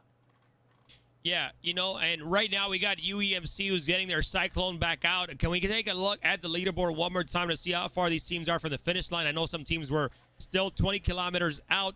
If we can get the leaderboard up there. So you got WTTC 17 kilometers out. So that looks like WTTC can definitely get a good fourth place there. UEMC 22 kilometers and Roguestar in last at 25 kilometers away. Remember, once they get to that 10 kilometer mark, they're on that lake. They're on that frozen lake, ready on the ice, flying to the finish line right now.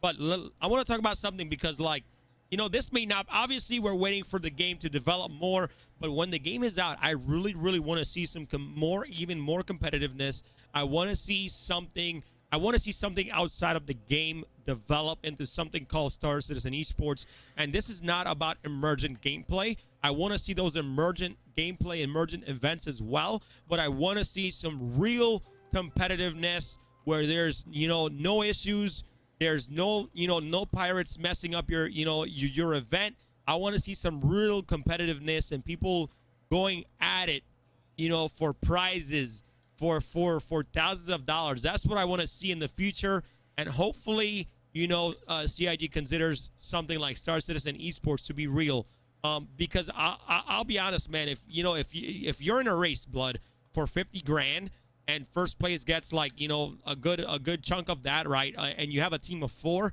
you don't want it to be messed up by a pirate in emergent esports. You need to have where competitive is at its best.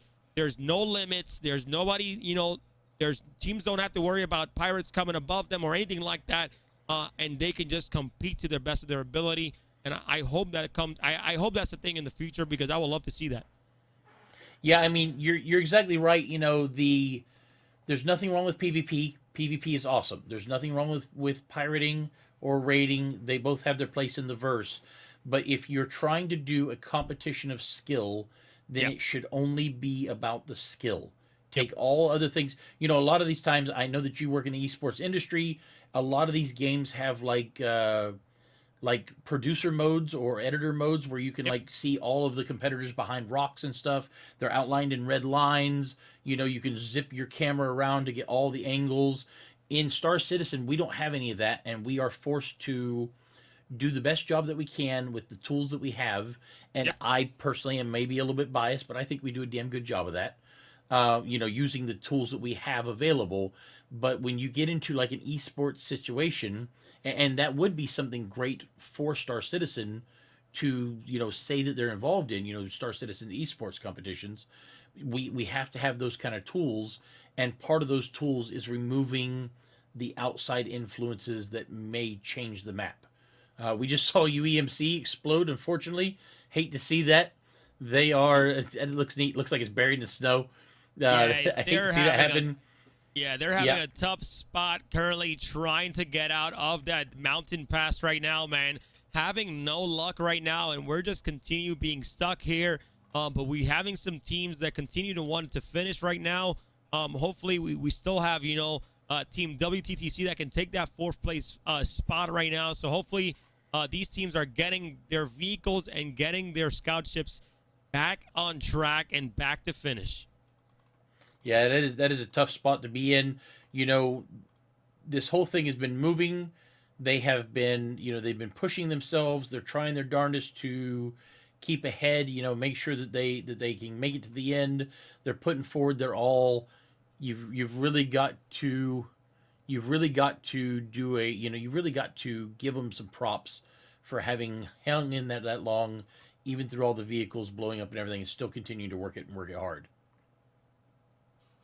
Gotcha. All right. Well, we're about to get Team Vara to see how they feel. They came in 3rd place today. They are currently tied with Team Nova with 9 points each. We're about to get, you know, them up here to get an interview going. Again, some of these teams are from all around the world. Germany, they're Dutch from the Netherlands. They're from many different places. So, you know, if they don't speak great English, don't worry about it, though. We'll make sure that we get their opinions. So if we can get Team Nova, just bring them both up here. That's fine. 2 is better than 4. We have 4 people, man. That's too much people talking. Hey, Team Vora, how you guys doing, man? How are you guys feeling after that 3rd place finish right now? Oh my God, that was the craziest race ever in Star Citizen. The race of explosions, I think. Oh man, it was great. What crazy? We wrecked, I think, 11 or 12 cyclones. Wow. I don't know why, but I drove for 400 meters and boom. I don't know why, but it was funny and crazy. It was a great race.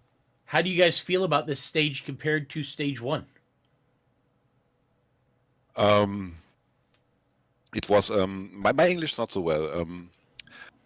It was very hard, this race. Stage 1 was easier to run with the cyclone, and this race through the mountains, up and down, and through the hills and the trees, and it was great. Also, I think it's the 2nd stage was the hardest stage ever. I drive in Star Citizen, and every race I drive. Sorry for my English. No. Your English is great. Totally fine, man. It's better than mine, so you're good. I was born in America. I don't speak it as well as you do. Okay. And I mean, you know, like you guys have raced in you know, you guys are in other, you know, community races, Stanton 7. You guys probably, you know, you guys done the Daymar Rally. How do you feel about this race compared to the others? Is this one tougher? Is it easier? No, I don't think it's easier. I think that the Tour de Verse is the hard race. It's a hard race. I think the 2nd stage shows me how hard it can be to drive on Microtech or on in Star Citizen. Yeah, especially due to the fact that you can't prepare the races as the race line isn't known before. is, we start now and we get the map, so we can't really prepare for the race as for the other races. The other races you can see, okay, you can drive left or right, or skip this mountain, or skip this lake, or whatever. And here we can't do it because we don't know where will we race. Yes, we can't practice. Do you like the fact that you did not know the race ahead of time, so that it made you feel like you had to really bring your skill out there?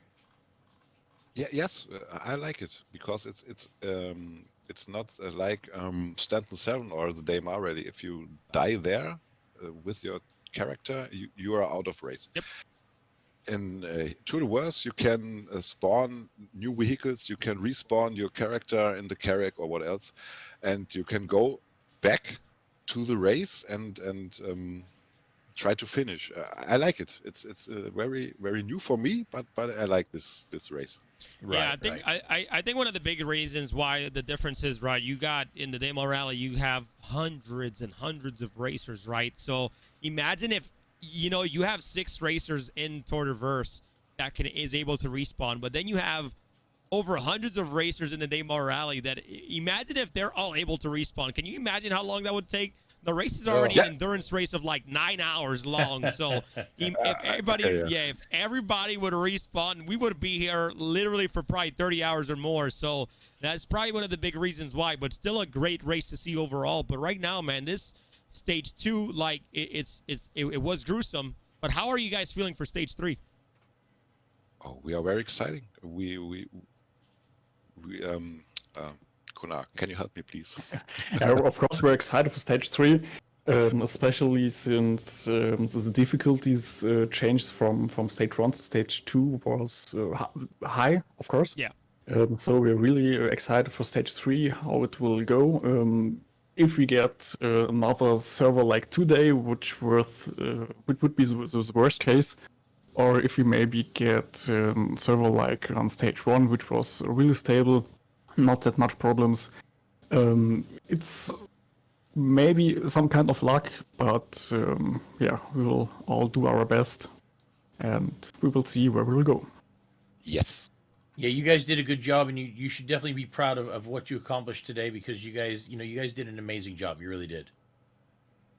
We don't think we made the 3rd place, and because we at 10 kilometers after start, I took a new cyclone, and I hit one of our cyclones in the Carrack a little bit, and all of our 5 cyclones make a domino crash. I don't know. Yeah, took damage. Yeah. We can't take them anymore. They lose their wheels. They stand up on their back, and we have to take a new Carrack and new vehicles. And I thought that was over for us. Oh yeah, it's crazy no doubt. to get the 3rd place now. Yeah, it's a tough race overall, but you know what? Spawning does make it interesting, and I'm glad that we only have 6 teams here, because we have more teams and everybody's respawning. It would definitely make this race a lot tougher. But Team Vora, I want to say one more time, congratulations on 3rd place. You guys are currently tied for 2nd place, and this can still go your way in stage 3. But before you head out, the floor is yours. Whatever you want to say to the community out there, to the racing community, to your family, to your friends, to your org, this is your time, so take it away.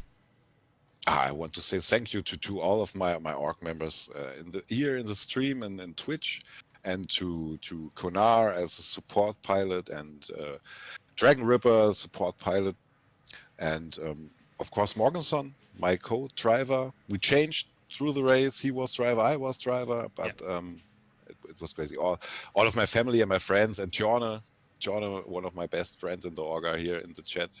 Oh, that's cool. Yes. So, Konar, anything you want to say yourself as well, by the way?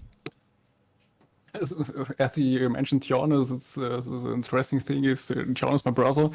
So when I started Star Citizen, he drove as a Daymar Rally, and I watched the stream, and now it's the opposite fact. That's some kind of really interesting.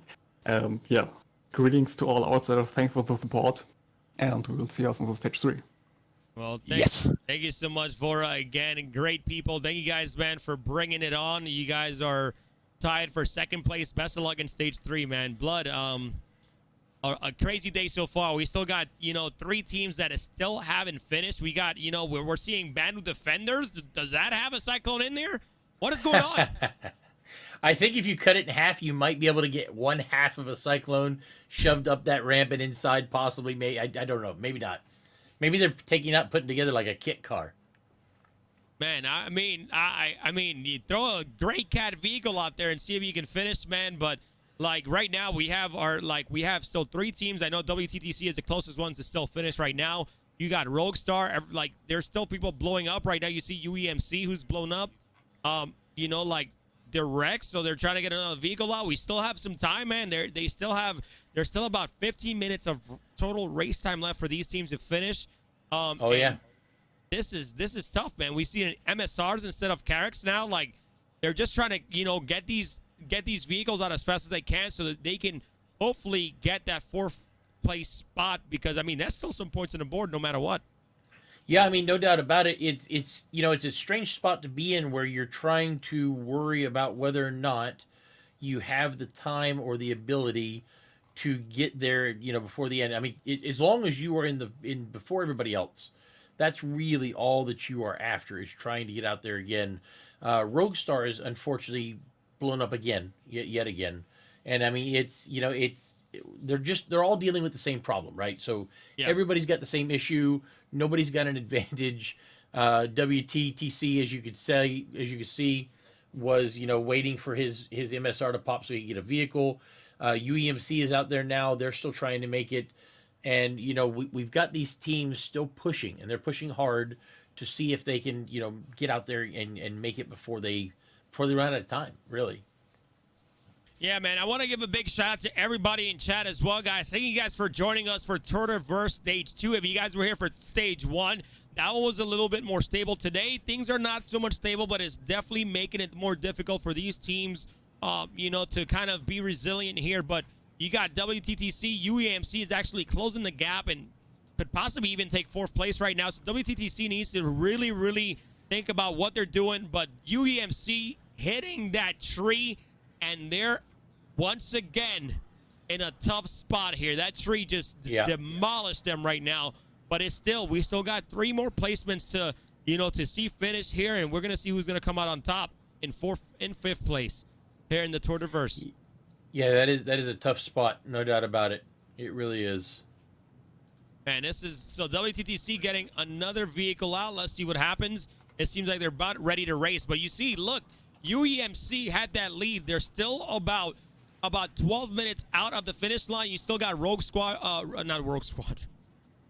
I'm thinking about Star Wars right now. Roguestar here, who's guys, this could be anybody's still 4th place spot. Now, if Roguestar comes out in 4th place again, that's going to give him 6 points. I mean, like I said, if any of these bottom teams come out on top, they can tie the whole leaderboard, or somebody can win off, at the end. So, like Oro, for them not to win this would have to be in 5th or 6th place on the next race, Blood Eagles. So it's going to be an all-around brawl to see who's going to win the Turtleverse in Stage 3. It's going to be crazy. It's going to be fun. It is going to be nuts. I'm really looking forward to the next race due to the fact that we have these sort of close point calls. I think that it's going to make for a great final race, because just about anybody could walk away with it, at that point. You know what? This actually scares me a little bit. And here's why, Blood Eagle, because, we have on May 21st, we have, how did I forget the name of it again?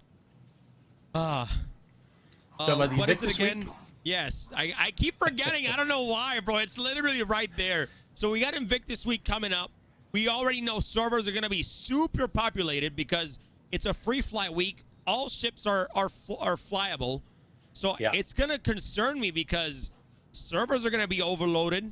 A lot of things are going to happen. Things may not be the way they seem. So we're going to need to be lucky, in these community races and with these servers, man. We're going to have to be lucky that everything plays out the way we want it, because it's going to be tough. It's going to be a server overload.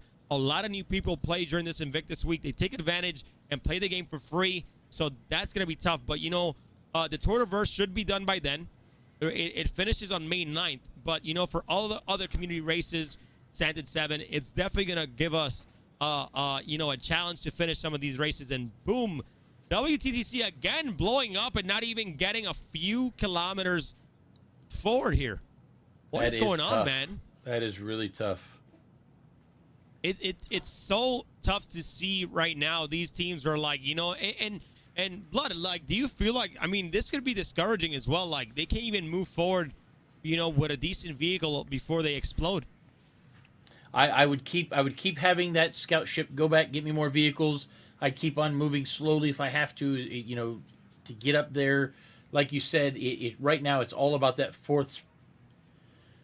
Right now it's all about that fourth place finish. Right now, Roguestar also exploding, on top of WTTC exploding. It seems that no one can get any love today. It is definitely a race of. It's definitely a race of. It has to be mental today. Yeah. CIG owns you all right now. They are in first place, and they are showing everybody. And it's funny because all this stuff is happening. The server's still not going down. The server's not 30King at any given time right now, and things are just been really, really tough for these racers, guys. I just want to say, just keep resilient. We know the state of the game. I keep talking about it over and over because people need to understand that things like this could happen at any time. Just keep being, keep being resilient. WTTC with another vehicle. It's at night right now. It's been tough. This race has been longer than stage 1. Just take it easy, guys, because right now none of these teams are going forward. So if you can be steady, get to that, get to that ice, get to that icy lake, push towards the finish line. That is how you're going to finish the race, and that's how you're going to get that 4th place finish. So let's see what happens here.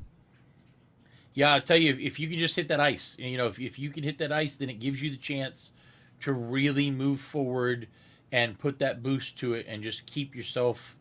Keep yourself just moving. And that's really what it's all about right now, is getting to a point where you can just hit that ice and go. And that's a hard spot for everybody to be. It really is. Yeah, right now, I feel like with some of these racers, man, I feel like their support vehicles are sometimes too close to them that can make them desync or not see rock sometimes. So you just need to take it easy, man. Servers are really, really not just, being fair, in all honesty, but, you're almost there. You're almost there. You're about 15 kilometers away, and you should be good. So just take it easy. It seems like one of the racers stepped out. Obviously, somebody in chat said, hopefully CIG sees this. CIG sees a lot of stuff and sees a lot of issues right now. Right now, man, I've talked about this before. I was in a few game shows on Friday, on a few podcasts, especially for Star Citizen. Server meshing, man, is so critical to this game and is going to make this game so much better. That's one thing that I cannot wait to have, because that way, hopefully it's easier to race. It's easier to not have these server issues in the future. And don't think for a second that CIG's not aware of this. I mean, they've got 600 people in the company. All of their people are working on it. They've got QA folks. If you think that if you play this game for 40 hours a week, you're not doing as much testing as their internal guys are. Just one internal guy. Because not only does he play this as his job, and unlike us who get to go out here and do an event like this, pretty much he gets a thing across his desk that says, every time that my foot touches an elevator, I die. Guess what he does for the next 40 hours? Step onto the elevator, step on the elevator, step on the elevator. And that's it. So when they get reports like this and they see stuff like this on the issue council, Monday morning or next Thursday, somebody will be doing this right here. And they will be saying, I drove 700 meters, I didn't explode. I did it again and again and again and again. And the first time that they explode, they'll immediately write it down and say, aha, this time I exploded. Here's all the data. That's the kind of thing we're talking about right there. You have to deal with that kind of stuff. And they're pushing. They really are. They're seeing everything that we're doing. And that's they know. Crazy because that was the same spot that Roguestar exploded on, and they were really going to really careful, and no matter what, they still took that damage. Yeah, they were threading those trees, and they were threading them very, very carefully, and the game just did not care. It really didn't. I'm looking, you've been doing this a long time, Crucian. I've been doing this a long time. I think both of us would say, if you look back 3 years ago at the performance of a Cyclone and the performance today, there's been, you know, leaps and bounds of being better now than it used to be. Yes, it still has a long way to go, but at least we can see that they've gotten better. I mean, you know, we've witnessed ourselves where so many races were lost when a Cyclone was turned upside down. Ta-da, now they automatically flip themselves back over. You know, so they do see, they do listen, they do iterate. The biggest thing for us as players is that we have to deal with it. You know, we have to maintain our morale. We have to continue to want to test and continue to want to play. And when people ask me all the time about why do I put so many hours into Star Citizen, I always tell them the same thing. I come into Star Citizen every day. I play the crap out of it until it frustrates me so much that I just can't go anymore. And at that point, I don't get angry. I just shut it down, walk away, come back in 24 hours, 2 days, a month, wait till the next patch, you know, and just relax and give them a chance to iterate and come back and do it again. Yeah, let me mention something here because, you know, you guys are seeing a lot of explosion, right? A lot of you guys that are racers, if you guys have your footage, if you guys are recording your footage, take that, upload it to the forums, upload it to Spectrum, show them what's going on with the servers. Their vehicles are taking damage for no reason. So make sure you guys take this stuff back. You guys can, you know, be impactful in your own way and upload it and show, you know, Cloud Imperium Games like, hey, this is happening. We really need to fix this. Is, you know, we can't race with this. You know, like right now, like one of their biggest community events, it's all racing, right? We don't know what's going to happen when, you know, when we start making Fight or Flight happen. We don't know what's going to happen with that stuff, right? So right now, you guys need to, you know, if you guys have any footage, take the footage from the stream, go to the servers, you know, put this in the Stasis channels, in the Discord, so that way we're all able to upload it. You know, we can all make a difference in this game. We don't have to rely on CIG to kind of wait for them to read this in, you know, encrypted stuff right now. But guys, big news here. We are going to be ending the race, and the final standings are going to be the distances. So Rogue Star is going to take 4th place. UEMC is going to take 5th place, and WTTC is going to take 6th place because right now the race, unfortunately, the servers are getting even worse. So we're going to be closing out the race here right now. You know, it's a bit unfortunate, but guys, keep your head in the game. Hopefully stage 3, these issues don't happen and you guys can race freely. Any other thoughts on this, Blood Eagle? No, I mean, again, I just want to iterate that you got to give a round of applause for the racers. They did an amazing job. They stuck through it all from the very beginning to the very end. They tried their darndest. They fought every single bug that the game could throw at them and still continue to do the job. Congratulations to Oro for that 1st place win.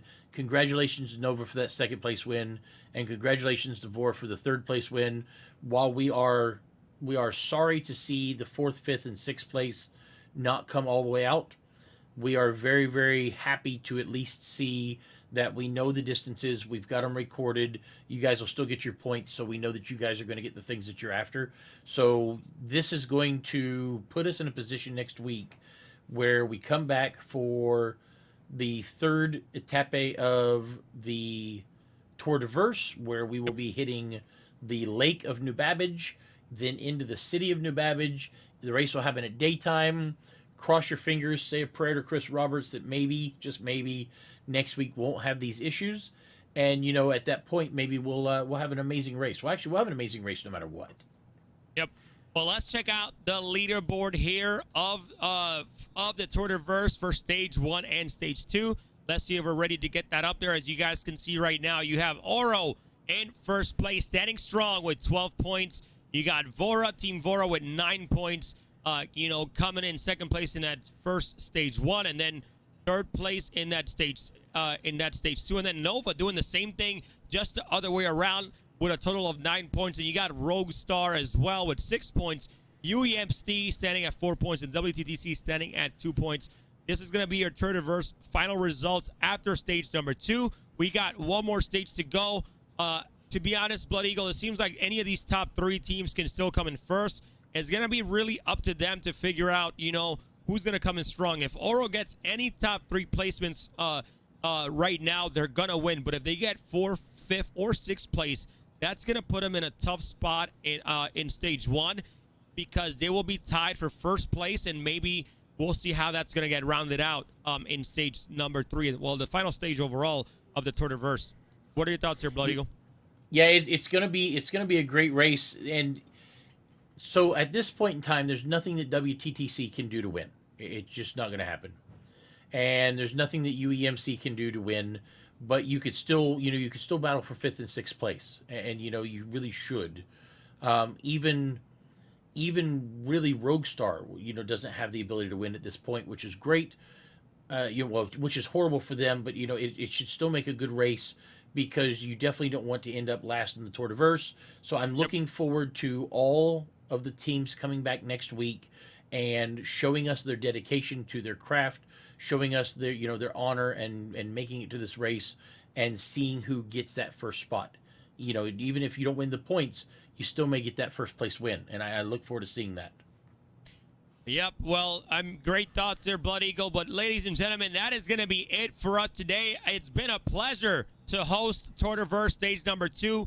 Incredible racing today. Some unfortunate events, but it's okay. We got Tour de Verse stage 3 coming along with us on May 9th. Finale. Blood, any closing remarks? Stay safe out there. Watch out for the 30K virus. Be kind to one another. Treat each other with respect. And we look forward to seeing you guys next week on Sunday. Guys, a tough one today, but hey, pleasure to have you guys today. You guys can go and check out Blood on his channel, Blood Eagle _ENT. You guys can check me out anywhere at Cruising Gaming, guys. Thank you guys so much for your support. We love y'all. You guys have a great rest of your weekend, and we'll see you guys in the next one.